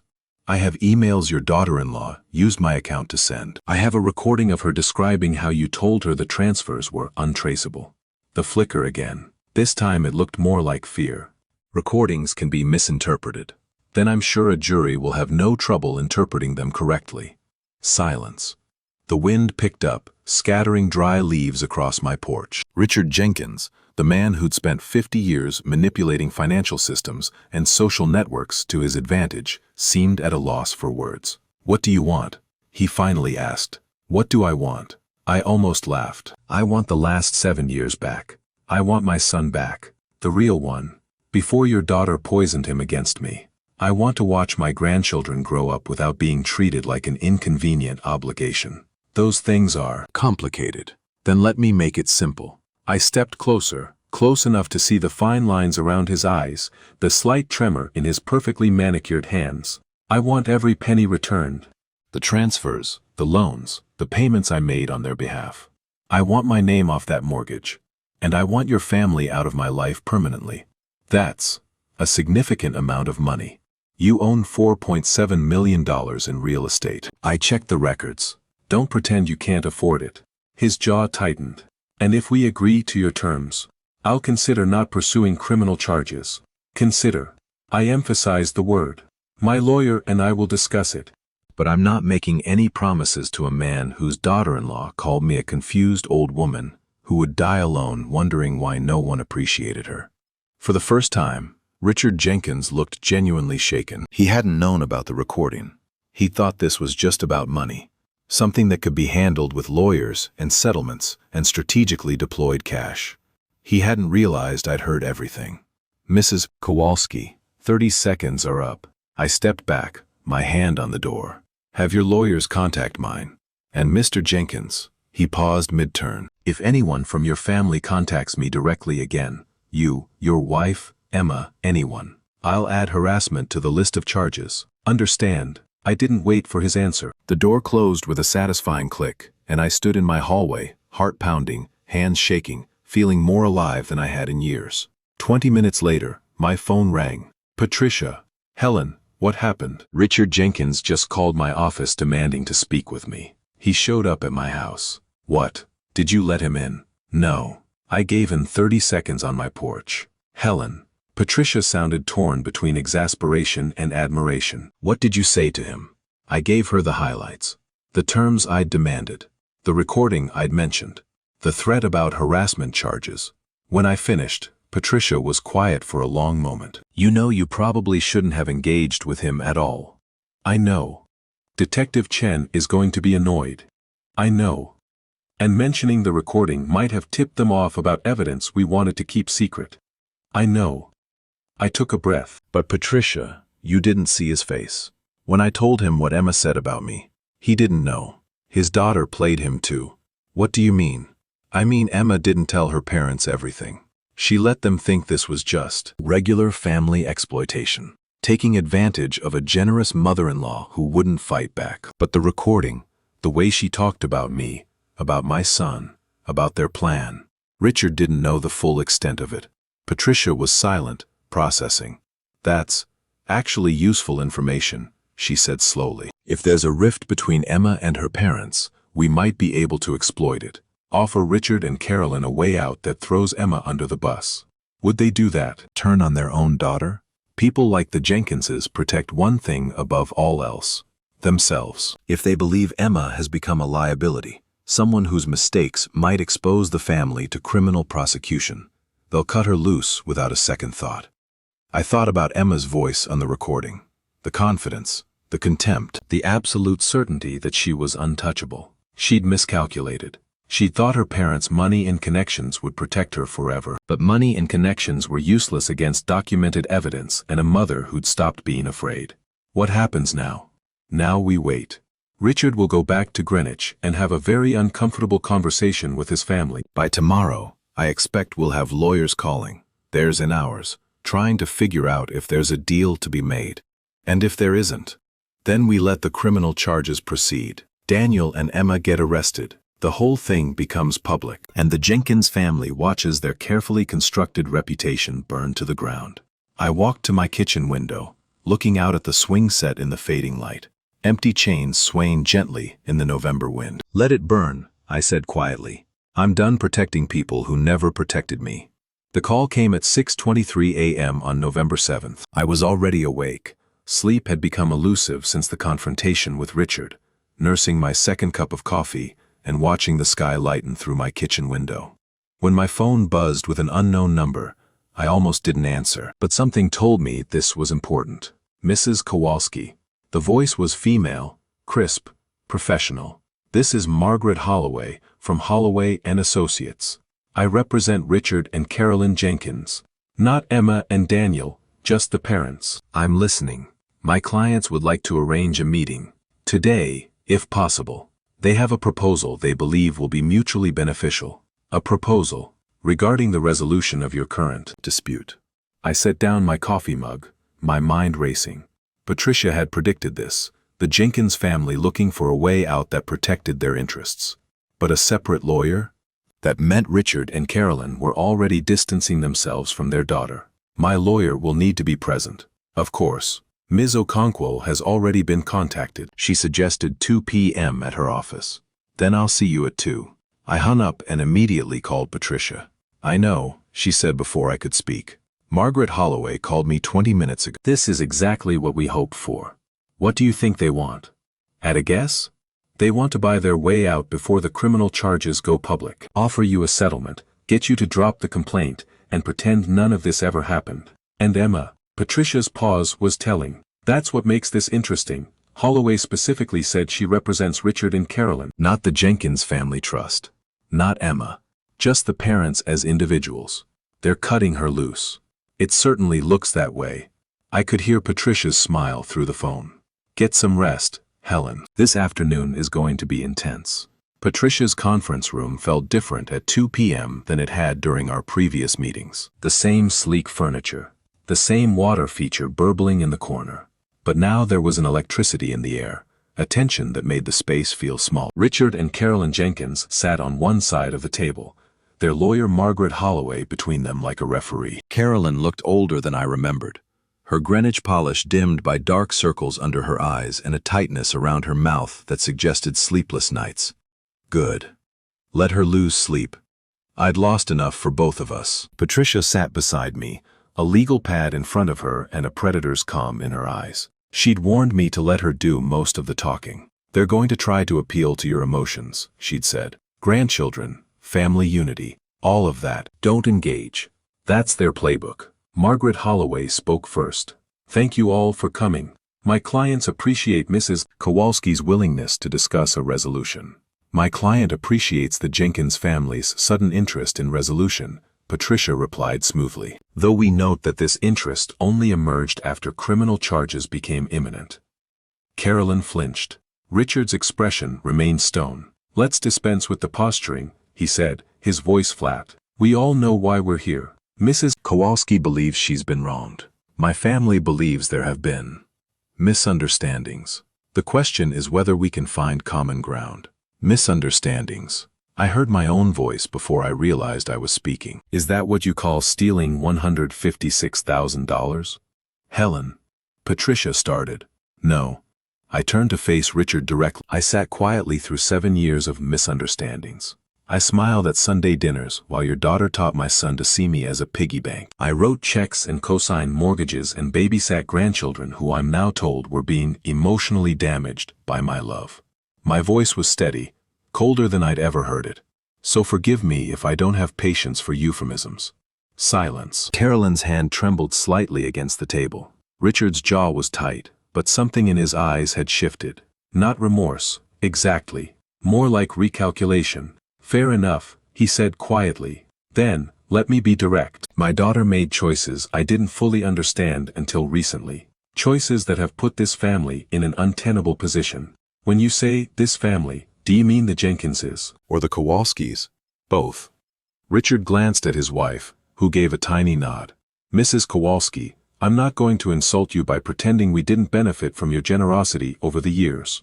The mortgage co-signature, the financial support. We knew Emma and Daniel were receiving help from you, and we didn't ask questions we should have asked. Because it was convenient. Because we wanted to believe our daughter was building a stable life. His voice cracked slightly. We wanted to believe she was the woman we raised her to be. And now, Richard reached into his briefcase and pulled out a manila folder. Now we know the truth. He slid the folder across the table. Inside were bank statements, different from the ones I'd gathered, but covering the same transactions. The unauthorized transfers. The Pinnacle Wealth Management account. The flow of money from my accounts to theirs. After your conversation with me on Monday, I hired a forensic accountant, Richard said. Independent.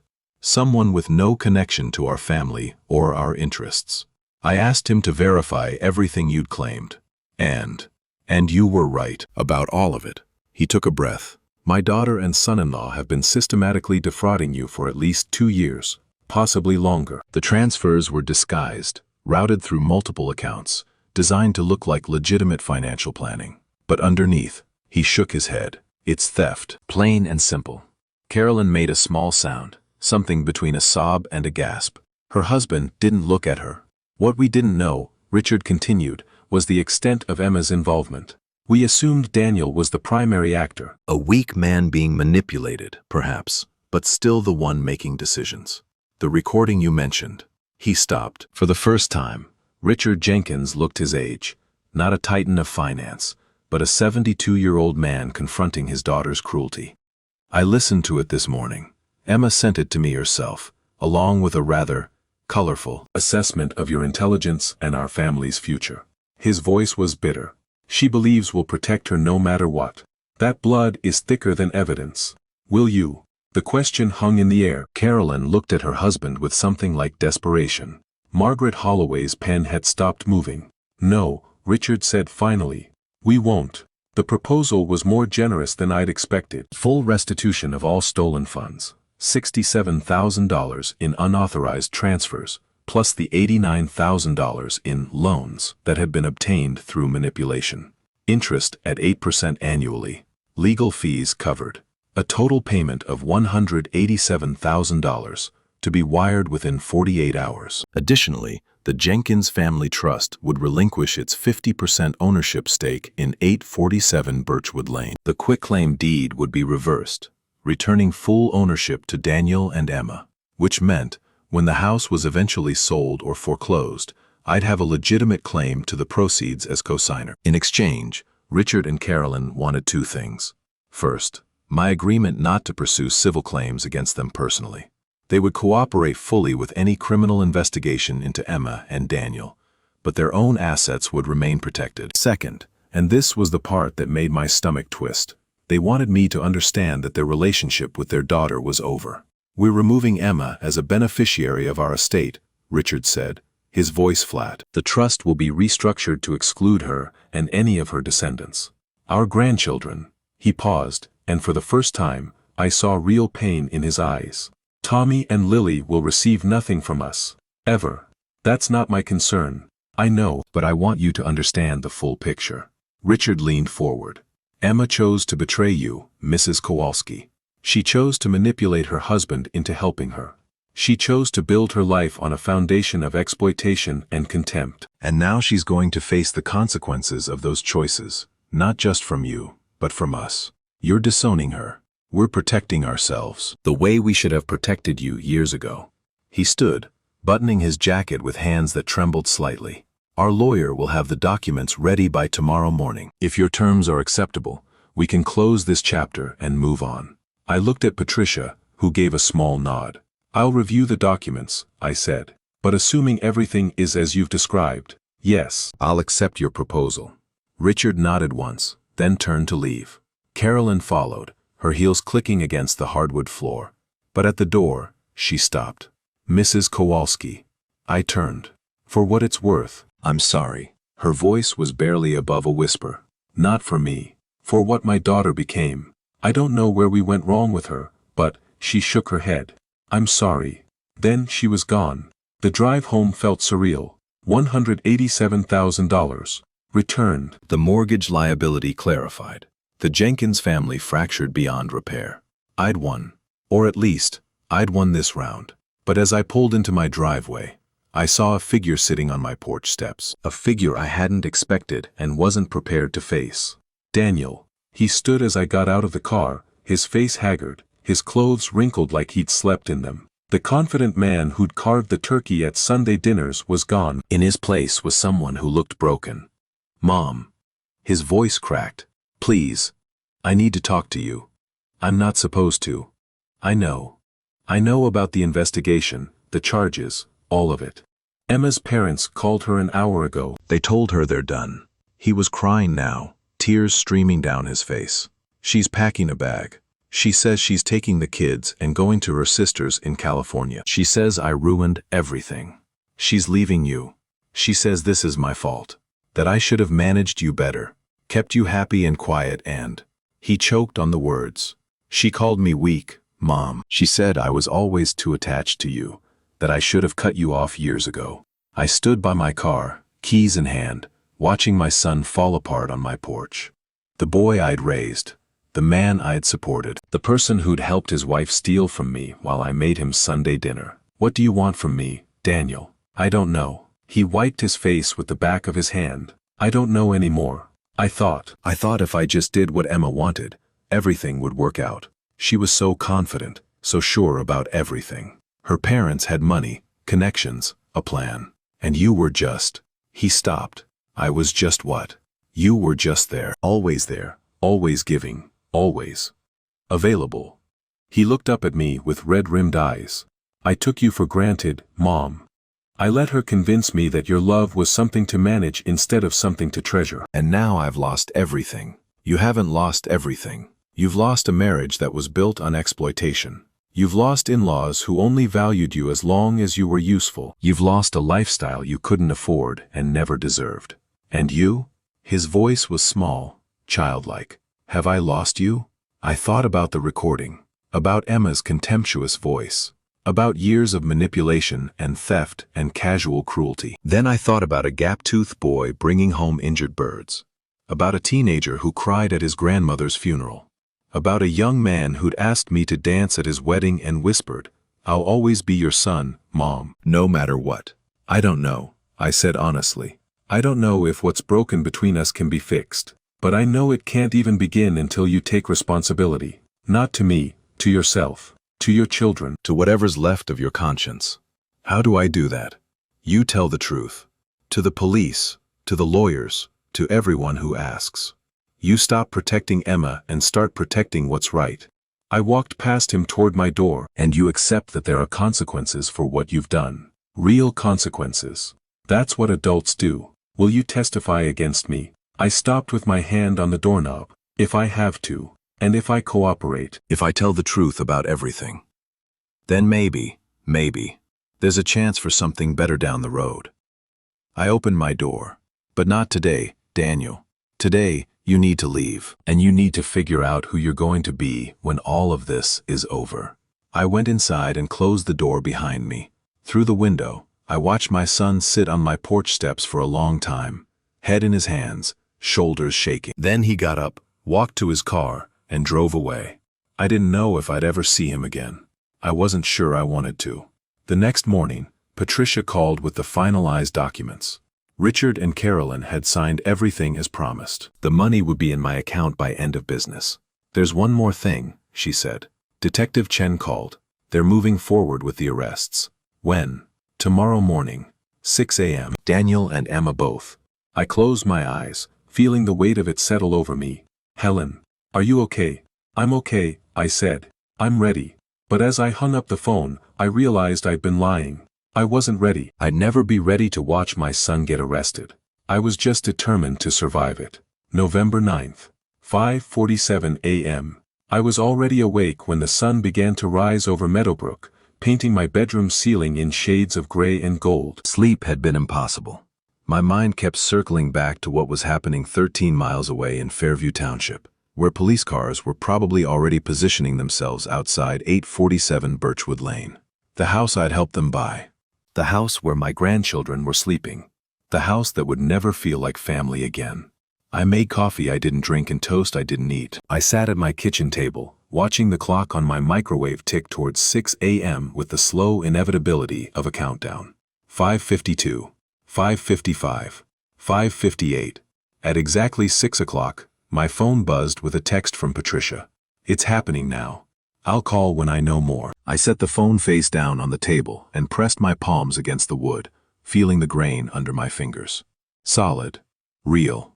Something to anchor me while my family shattered into pieces I'd never be able to reassemble. The details came later, pieced together from police reports and Patricia's conversations with Detective Chen.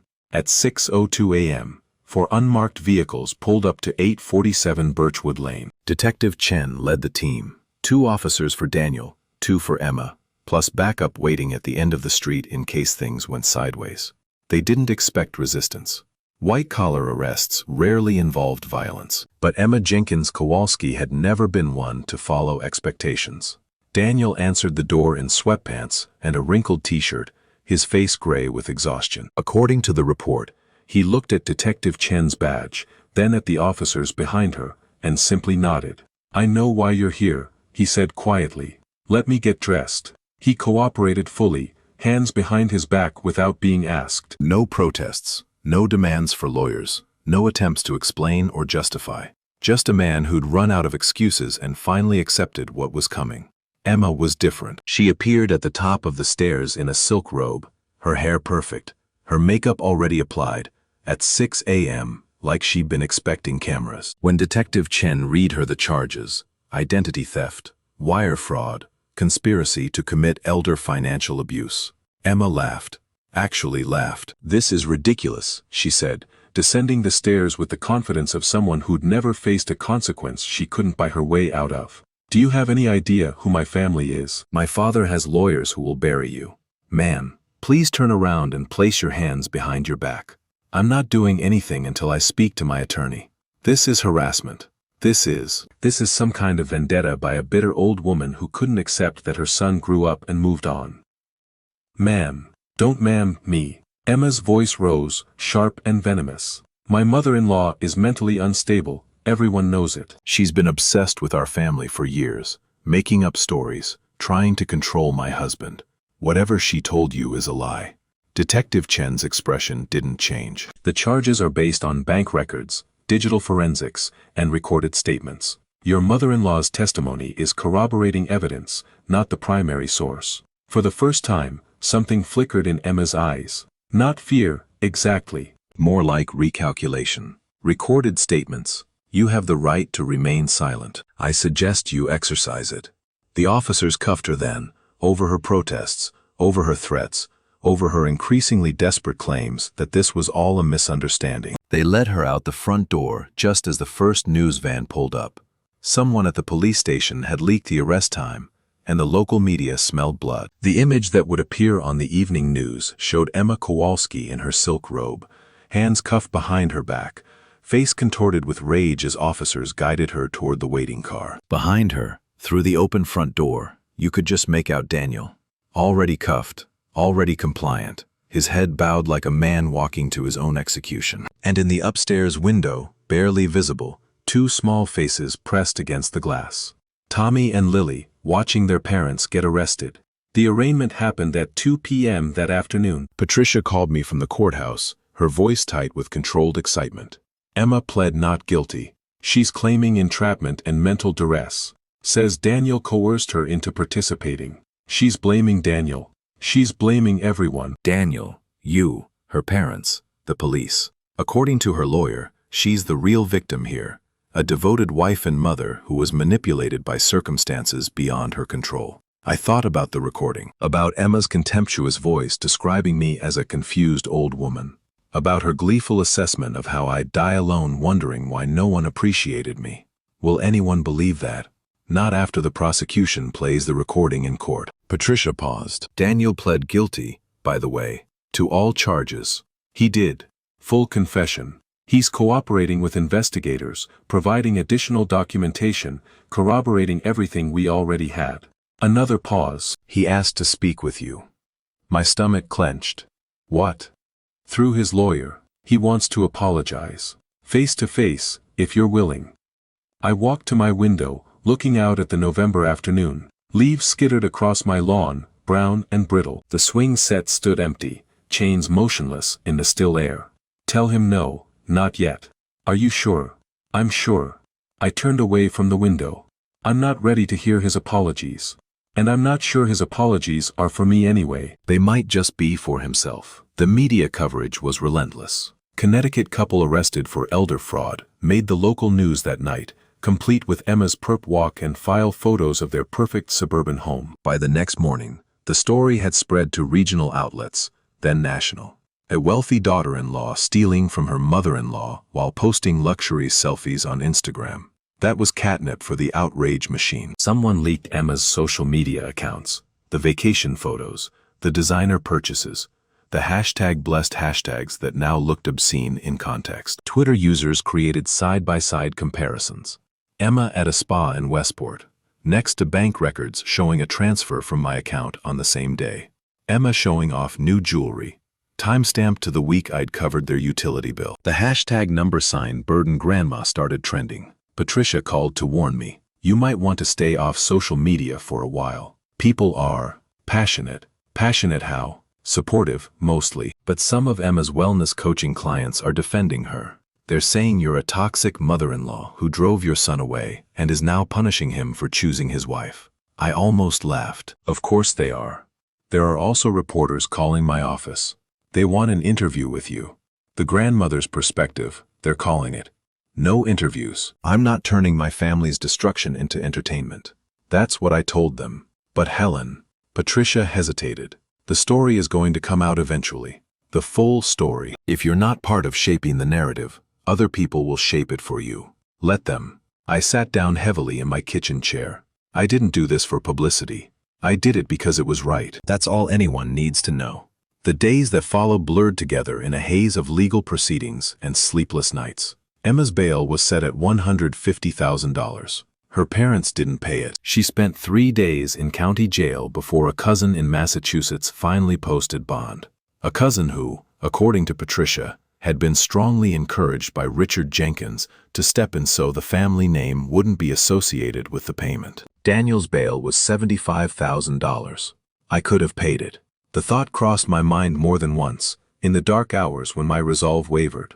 He was still my son, still the boy I'd raised, still connected to me by bonds that theft and betrayal couldn't entirely sever. But I didn't pay.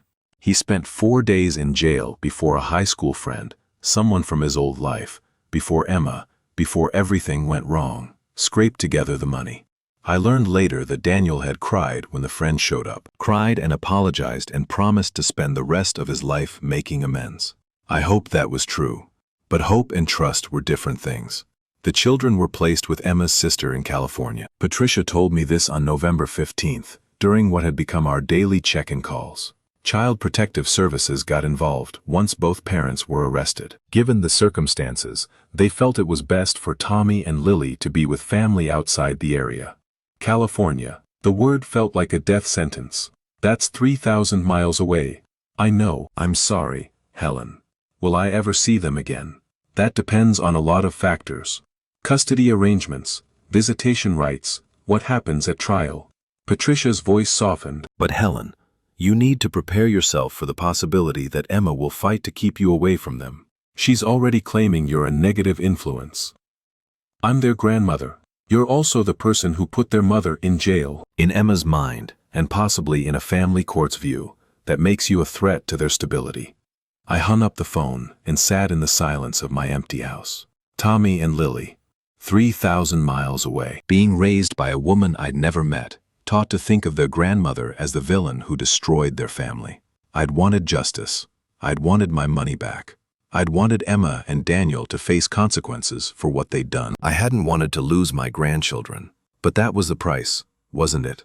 The price of drawing a line, of refusing to be exploited, of standing up for myself after years of being a doormat. Someone always paid when families shattered. I just hadn't expected it to be the innocent ones. November 22nd. Thanksgiving. I spent it alone for the first time in 40 years. Barbara had offered to fly up from Florida, but I'd told her not to come. I need to learn how to do this, I'd said. Being alone. Being just me. She'd understood. The way sisters do. I made a small turkey breast. More out of habit than hunger. Mashed potatoes from a box. Green beans from a can. The meal took 20 minutes to prepare and felt like ashes in my mouth. After dinner, I sat in my living room with a glass of wine, looking at the photo on my mantel. Me with Tommy and Lily at Easter, their faces smeared with chocolate, their laughter frozen in time. Had they asked about me? Did they wonder why Grandma wasn't calling, wasn't visiting? Wasn't there to read bedtime stories and make pancakes in funny shapes? Or had Emma already started rewriting history, turning me into the monster who'd torn their family apart? I finished my wine and poured another, then another. At 9 p.m., my doorbell rang. I wasn't expecting anyone.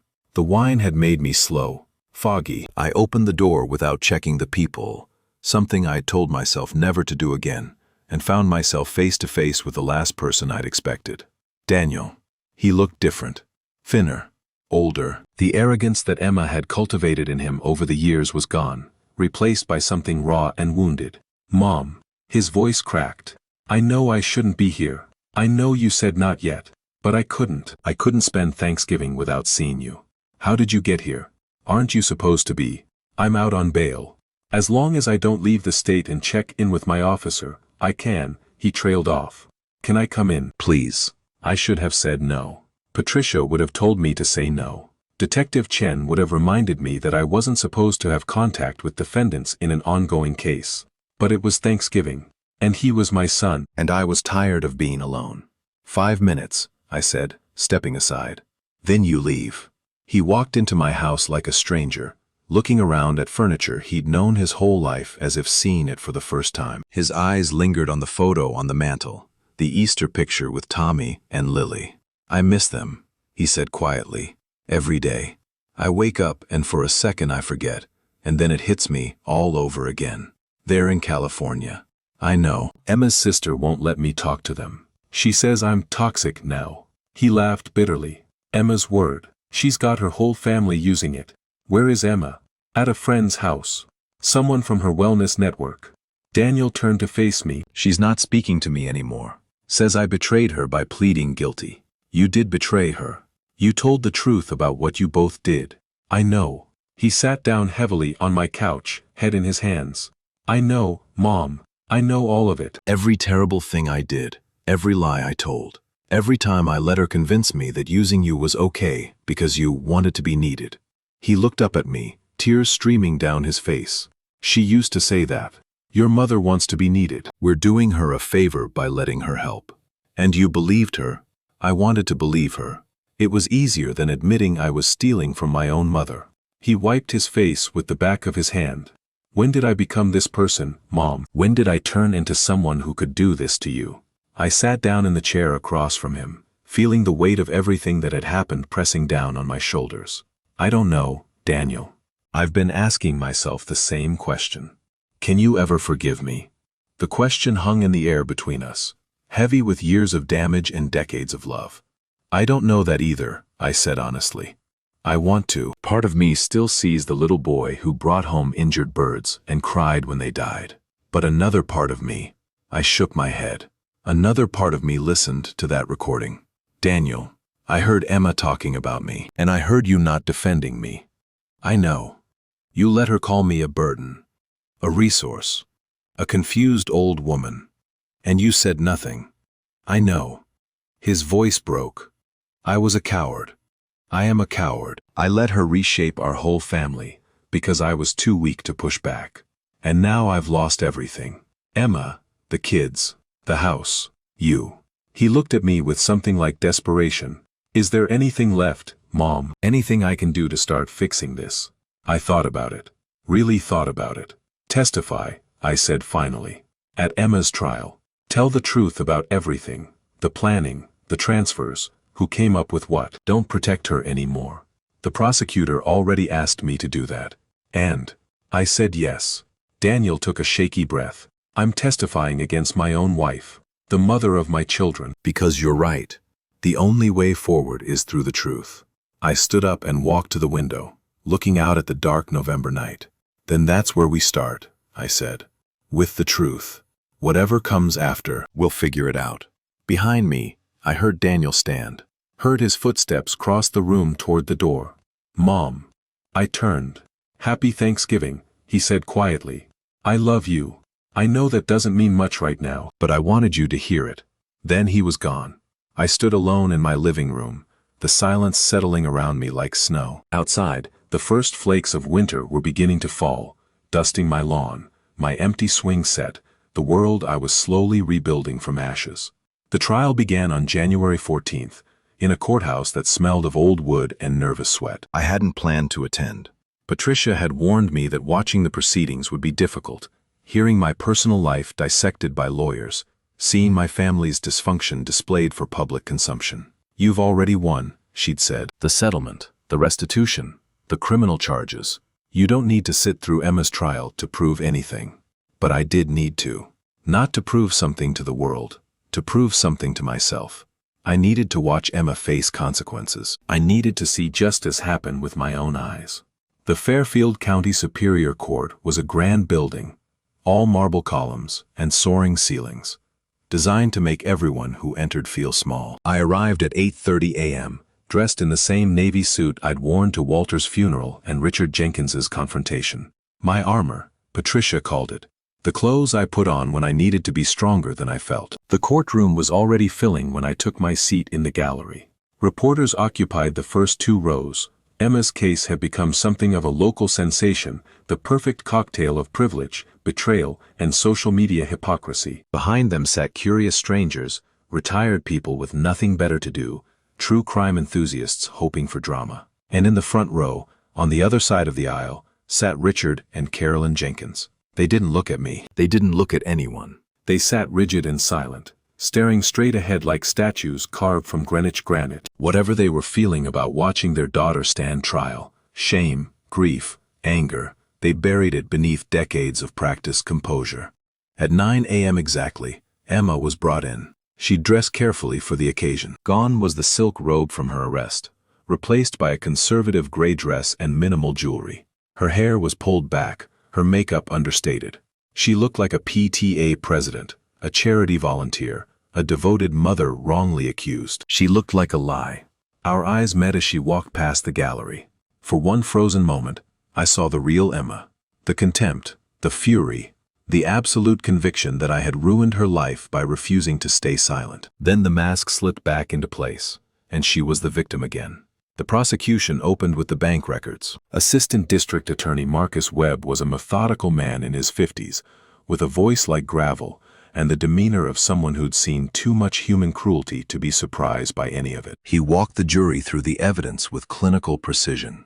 Over a period of 27 months, he said, gesturing to a projected spreadsheet, the defendant and her husband systematically transferred $67,000 from Helen Kowalski's accounts. These transfers were made using login credentials obtained without authorization, from emails sent without the victim's knowledge, impersonating Mrs. Kowalski to her own financial institutions. The jury, 7 women, 5 men, all middle-aged or older, watched the numbers scroll across the screen. I watched their faces, looking for reactions. Disbelief, disgust, the slow dawning horror of realizing what one family member could do to another. But the unauthorized transfers were only part of the scheme, Webb continued. The defendant also participated in a broader pattern of financial manipulation, convincing Mrs. Kowalski to provide direct support through fabricated emergencies, false claims of financial hardship, and systematic exploitation of familial trust. He pulled up Emma's Instagram feed on the courtroom screen. This photograph was posted on March 28th of last year. The defendant at a luxury spa in Westport. The caption reads, "Self-Care Sunday, you can't pour from an empty cup." He clicked to the next slide. This bank record shows a transfer of $1,200 from Helen Kowalski's account on March 25th, 3 days earlier. The stated purpose, according to text messages between the defendant and her husband, was to cover their electricity bill emergency. A murmur rippled through the gallery. One of the jurors, a woman in her 60s with gray hair and reading glasses, shook her head slowly. The defendant, Webb said, his voice hardening, did not have an electricity emergency. She had a spa appointment. And she funded that appointment with money stolen from a 64-year-old widow who trusted her. Emma's defense attorney was a sharp-featured woman named Victoria Cross, imported from New York at considerable expense. She'd built her career defending wealthy clients accused of financial crimes, the kind of lawyer who could make a jury doubt their own eyes. Her opening statement was a masterclass in misdirection. Ladies and gentlemen, you're going to hear a lot about bank transfers and Instagram posts over the next few days. The prosecution wants you to focus on numbers and screenshots, because numbers and screenshots don't have context. She paused, letting that sink in. The context is this. Emma Kowalski is a devoted mother of 2 young children. She's a small business owner trying to build something meaningful. And for 12 years, she's been caught in the middle of a deeply troubled relationship between her husband and his mother. I felt my jaw tighten. Helen Kowalski is not the innocent victim the prosecution wants you to believe. She's a controlling woman who has spent years using financial support as a weapon, giving money with strings attached, demanding access to her grandchildren as payment, inserting herself into every aspect of her son's marriage. Cross walked toward the jury box, her heels clicking against the floor. When Daniel Kowalski finally began to establish healthy boundaries with his mother, at the advice of therapists and counselors, Mrs. Kowalski responded with vindictive fury. She manufactured these accusations. She manipulated evidence. She's using the criminal justice system to punish her son for choosing his wife over her. She turned to face me directly, her gaze cold and calculating. This case isn't about fraud. It's about a bitter mother-in-law who couldn't accept that her son grew up. And my client is the collateral damage. I'd been warned about this. Patricia had prepared me for the defense strategy: attack the victim, create doubt, make the jury wonder if the real crime was my inability to let go.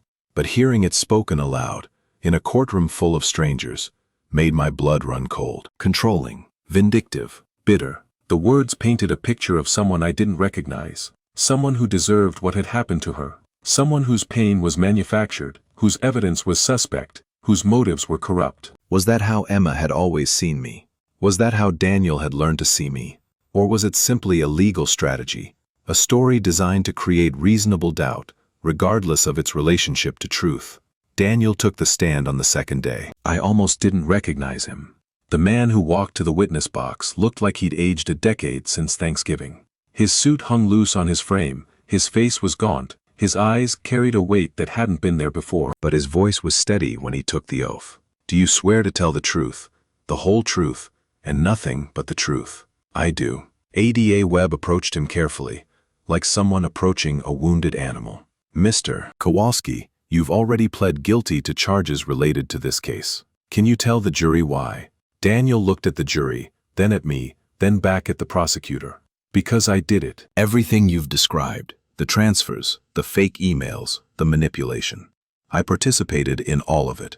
"And your wife, what was her role?" "Emma was." Daniel paused, choosing his words carefully. "Emma was the architect. The plan was hers. She's the one who identified my mother as a target. She's the one who figured out how to access Mom's email, how to route the transfers, how to make everything look legitimate." Objection. Victoria Cross rose from her seat. "The witness is speculating about my client's state of mind. Your Honor, the witness is testifying to direct conversations he had with the defendant about the planning and execution of this scheme. I'll allow it." "Continue, Mr. Kowalski." Daniel took a breath. "Emma told me that my mother was sitting on resources she wasn't using. Those were her exact words. She said it was wasteful for Mom to have all that money in savings when we could put it to better use. She said we weren't stealing, we were optimizing family resources. And you believed her." "I wanted to believe her." Daniel's voice cracked slightly. "Emma was very good at making things sound reasonable, logical, like we were the smart ones, and everyone else just didn't understand." "Did the defendant ever express any concern about the impact on your mother?" Daniel was quiet for a long moment. When he spoke, his voice was barely above a whisper. "She called my mother a burden. She said Mom was emotionally needy and financially inefficient. She said..." He stopped, his composure fracturing. "She said Mom would probably die soon anyway, and we might as well get the money while she was alive to write the checks." A gasp rippled through the gallery.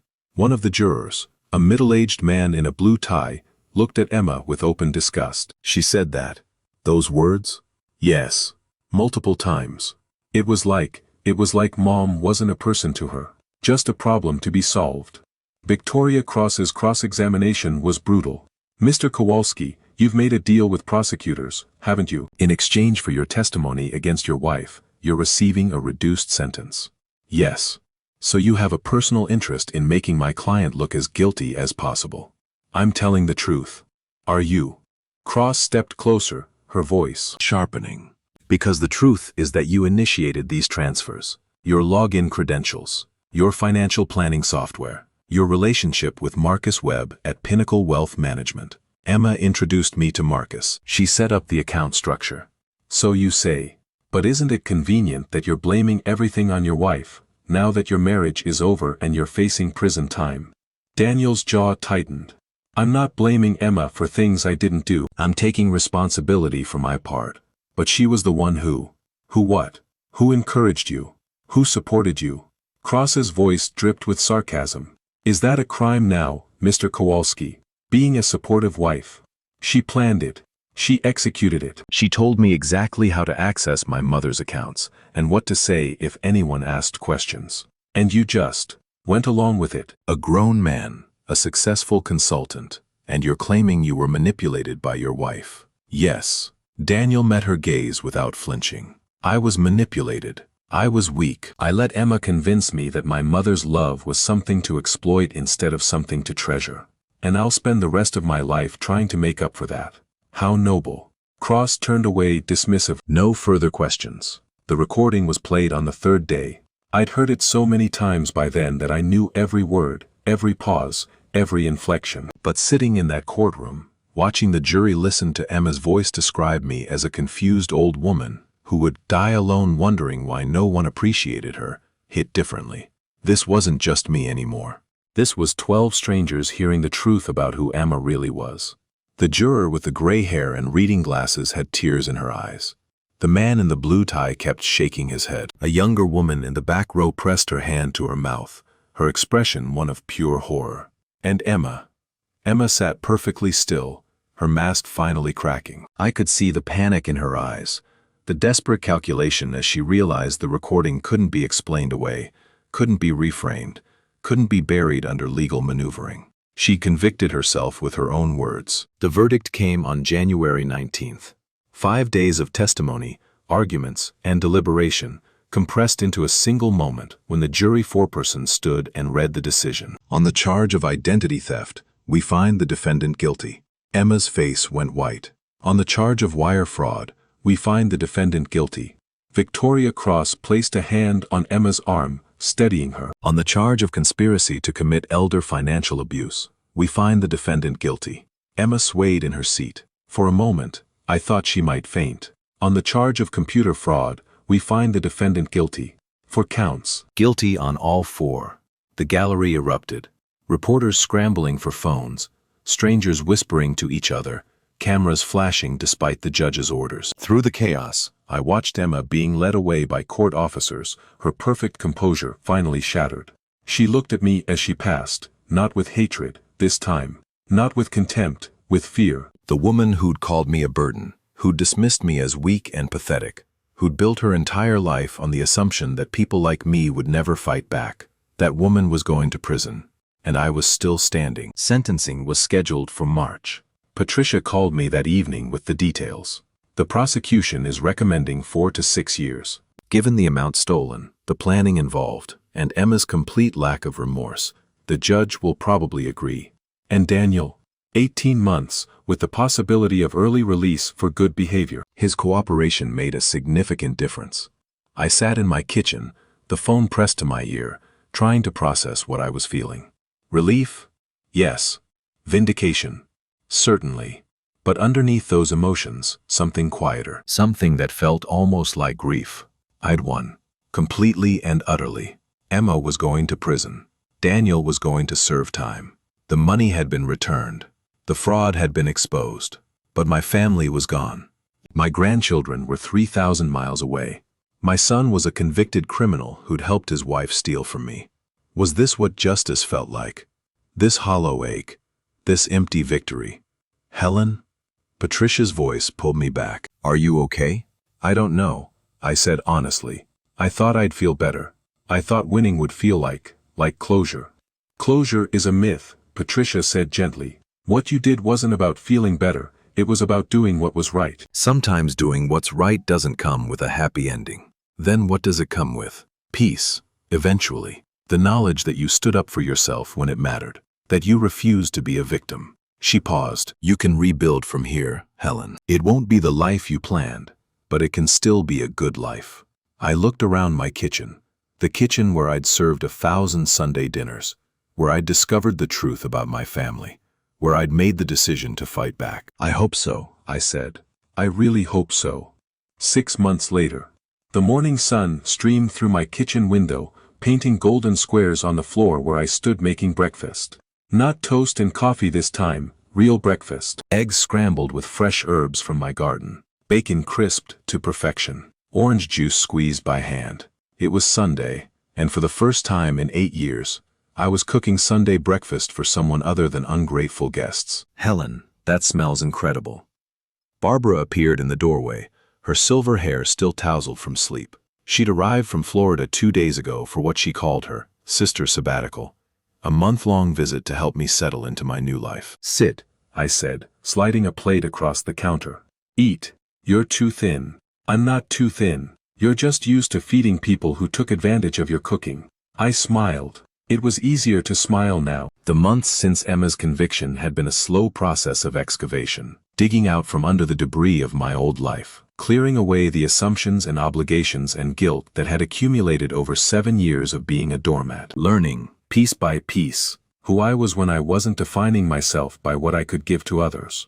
Some of it was practical. I'd sold the swing set in March. A young couple from 2 streets over had responded to my Craigslist ad, newlyweds with a toddler, excited to find such a bargain. I'd watched them load it into their truck, feeling something between grief and relief as the last physical reminder of Tommy and Lily's visits disappeared from my backyard. The money, $800, a fraction of what I paid, went into what I called my Freedom Fund, a savings account dedicated entirely to things that brought me joy.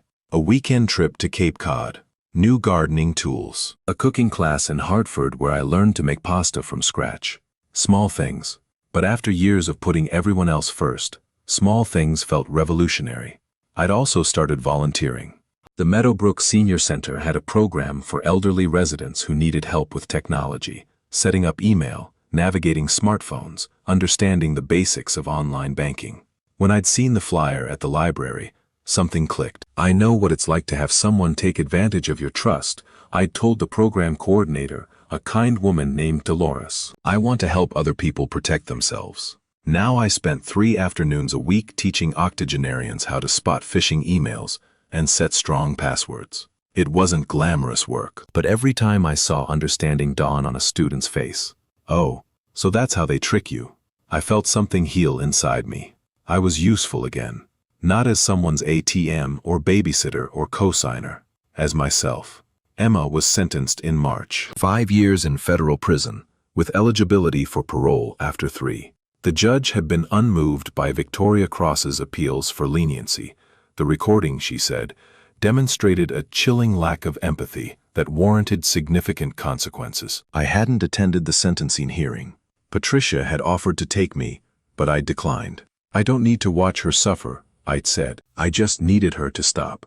According to the news reports, Emma had maintained her composure until the very end. No tears, no apologies, no dramatic breakdown. She'd walked out of the courtroom with her chin high, still playing the role of the wronged innocent.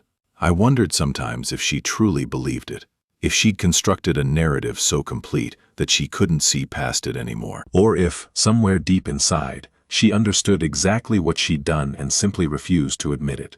It didn't matter now. She was someone else's problem.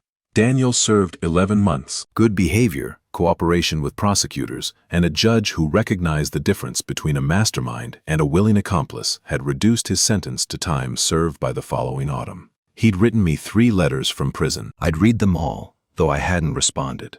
The first was an apology, rambling, raw, full of justifications that gradually gave way to genuine remorse. I keep trying to figure out where I went wrong. He'd written, but the truth is, I went wrong the moment I chose Emma's approval over your love. Everything after that was just falling.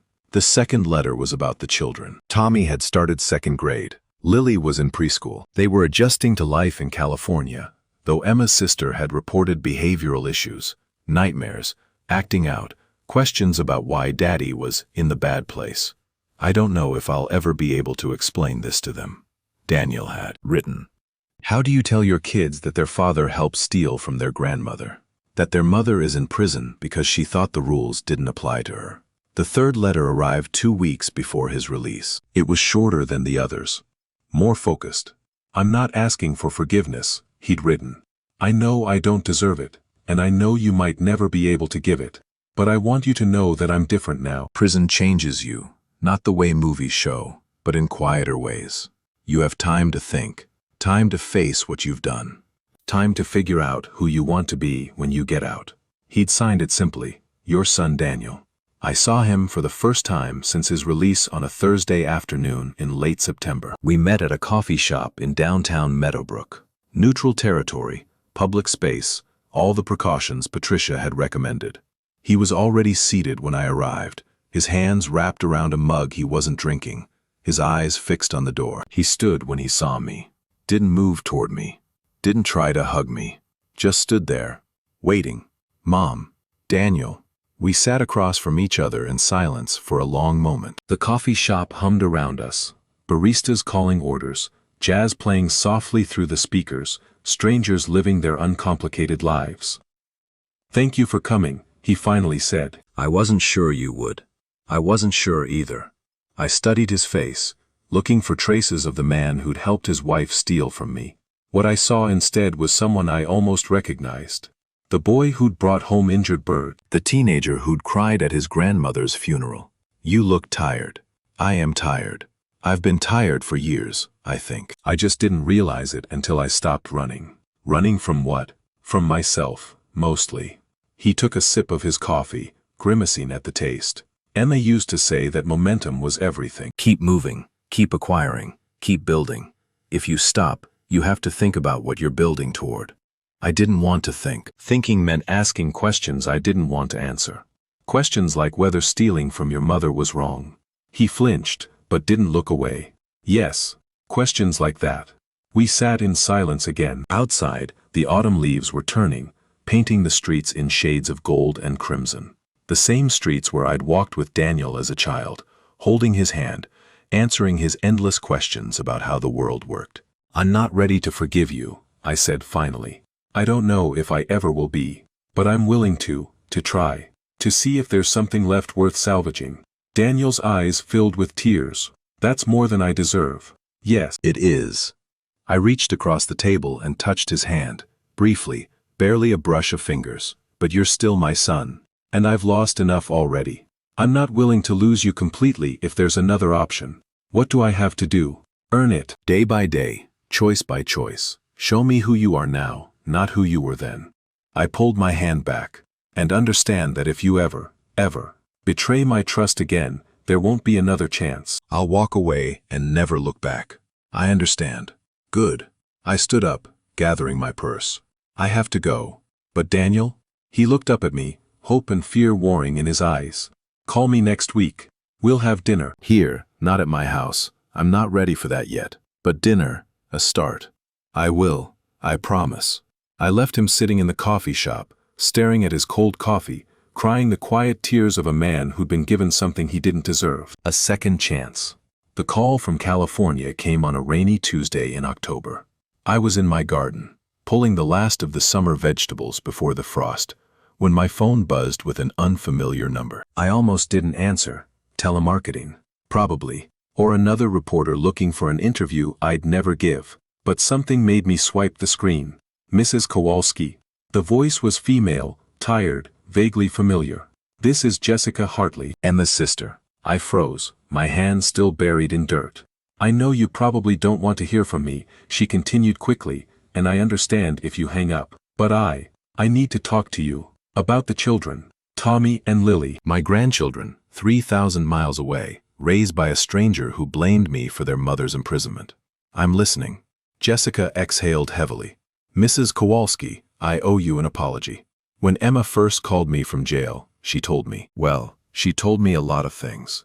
That you were mentally unstable. That you'd manufactured evidence to destroy her marriage. That you were a toxic influence who'd been trying to control Daniel for years. And you believed her. She's my sister." Of course I believed her. A pause. But then the trial happened. And I heard the recording. And I started looking at the evidence myself. The bank records and the emails and... Another pause, longer this time. I believed a lie because it was easier than accepting that my sister was capable of something this cruel. I sat down on my garden bench, still clutching my phone, still processing. "Why are you calling me, Jessica?" "Because Tommy asks about you every week, sometimes every day. When can we see Grandma Helen? Why doesn't Grandma call anymore? Did Grandma forget about us?" Her voice cracked. "He doesn't understand what happened. Lily's too young to remember much. But Tommy remembers Sunday dinners. He remembers the swing set. He remembers you." My eyes filled with tears. "I thought you poisoned them against me." "I tried to." Jessica's voice was thick with shame. "I told them Grandma was sick, that she couldn't visit right now. But Tommy kept asking. He drew a picture of your house last month, the dinosaur room, the kitchen, the backyard. He said he wanted to send it to you, but didn't know how." I pressed my free hand to my mouth, trying to hold back the sob that was building in my chest. What are you asking me, Jessica? I'm asking if you'd be willing to video call with them. Just Tommy at first. Lily's too young to really understand, and I want to make sure this goes well before we involve her. A deep breath. I'm not promising anything long-term. Emma still has parental rights, and when she gets out, things will be complicated. But for now, they need their grandmother, and I think maybe you need them too. I looked around my garden. The vegetables I'd grown, the flowers I'd planted, the life I'd built from the ruins of my old one. Then I thought about Tommy's face pressed against the window the morning of the arrest, about Lily's sticky fingers reaching for mine, about all the Sunday dinners and bedtime stories and moments of pure, uncomplicated love that had been stolen from me. Yes, I said. Yes, I'd like that very much. The first video call happened on a Saturday morning. I sat at my kitchen table, laptop open, heart pounding like I was about to give a speech to 1,000 people. The screen showed Jessica's living room in California, sunny, unfamiliar, filled with toys I didn't recognize. And then Tommy appeared. He was bigger than I remembered. Taller, his face more angular, his baby roundness giving way to the features of the boy he was becoming. He looked at the screen with an expression of such desperate hope that it broke something open inside me. Grandma? Hi, sweetheart. My voice came out thick, wobbly. Hi, Tommy. I've missed you so much. I missed you too. His lower lip trembled. Why did you go away? Did I do something wrong? No, baby, no, you didn't do anything wrong. None of this was your fault. I pressed my hand against the screen, wishing I could reach through it. Sometimes grown-ups make mistakes, big mistakes, and those mistakes hurt people, even people who don't deserve to be hurt. Like you, like all of us. I smiled through my tears. But I'm here now, and I'm not going anywhere. We talked for an hour about his school, his friends, the dog Jessica had adopted, the birthday party he was planning. Normal things, child things, the kind of conversation I'd been starving for without realizing it. When the call ended, I sat at my kitchen table for a long time, watching the rain fall outside my window. Patricia had been right. Closure was a myth. There was no neat ending, no final chapter that tied everything together. Emma was still in prison. Daniel was still rebuilding. The Jenkins family had retreated to their Greenwich fortress, their reputation in tatters. But Tommy remembered me. Lily would learn to know me again. And somewhere in the wreckage of my family, new connections were forming, fragile, uncertain, but real. Barbara found me in the garden that evening, pulling weeds by the last light of day. You've been out here for hours, she said, settling onto the bench beside my tomato plants. What are you thinking about? Everything, nothing. I sat back on my heels, looking at the sky. Do you remember what Mom used to say about family? Family is the people who show up. Barbara smiled. She said it every Thanksgiving, right before Dad burned the turkey. I always thought I understood what she meant, but I didn't. Not really. I pulled off my gardening gloves, flexing my dirt-stained fingers. I thought family was an obligation. Something you had to earn by giving and giving until there was nothing left. But that's not what she meant at all. What did she mean? She meant that family is a choice. You choose to show up for the people who show up for you, and you choose to walk away from the people who don't. I stood, brushing dirt from my knees. Daniel chose wrong for a long time, but he's choosing differently now, and I'm choosing to give him a chance.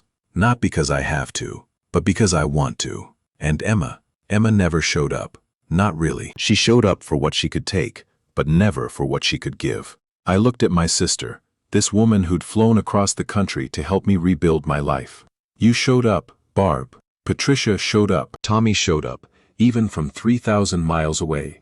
That's my family now, not the one I was born with or married into. The one I'm choosing. Barbara stood and pulled me into a hug, the kind of embrace that said everything words couldn't. Mom would be proud of you, she said into my hair. I know. I hugged her back, feeling the warmth of connection, of belonging, of love, that asked for nothing in return. I'm finally proud of me too. If you're listening to this story, maybe you recognized something in it. Maybe you have an Emma in your life, someone who takes and takes while convincing you that giving is your purpose. Maybe you have a Daniel, someone you love who's lost themselves in someone else's manipulation. Maybe you're standing where I stood, at the edge of a decision that will change everything. Here's what I learned. Being kind is not the same as being weak. Saying no is not the same as being selfish. And walking away from people who hurt you is not betrayal. It's survival. The woman who sat at that Sunday dinner table, absorbing her daughter-in-law's contempt in silence, is gone. In her place is someone stronger. Someone who knows her worth. Someone who will never again let love be used as a weapon against her. I'm 65 years old. I have a sister who loves me, a son who's learning to be better, and grandchildren who are starting to know me again. I have a garden that grows, a house that's mine, and a life that's finally my own. It's not the life I planned, but it's a good life, and I'm just getting started. If you like this story, please like this video, subscribe to the channel, and share your thoughts in the comments. For the next story, click on the box to the left.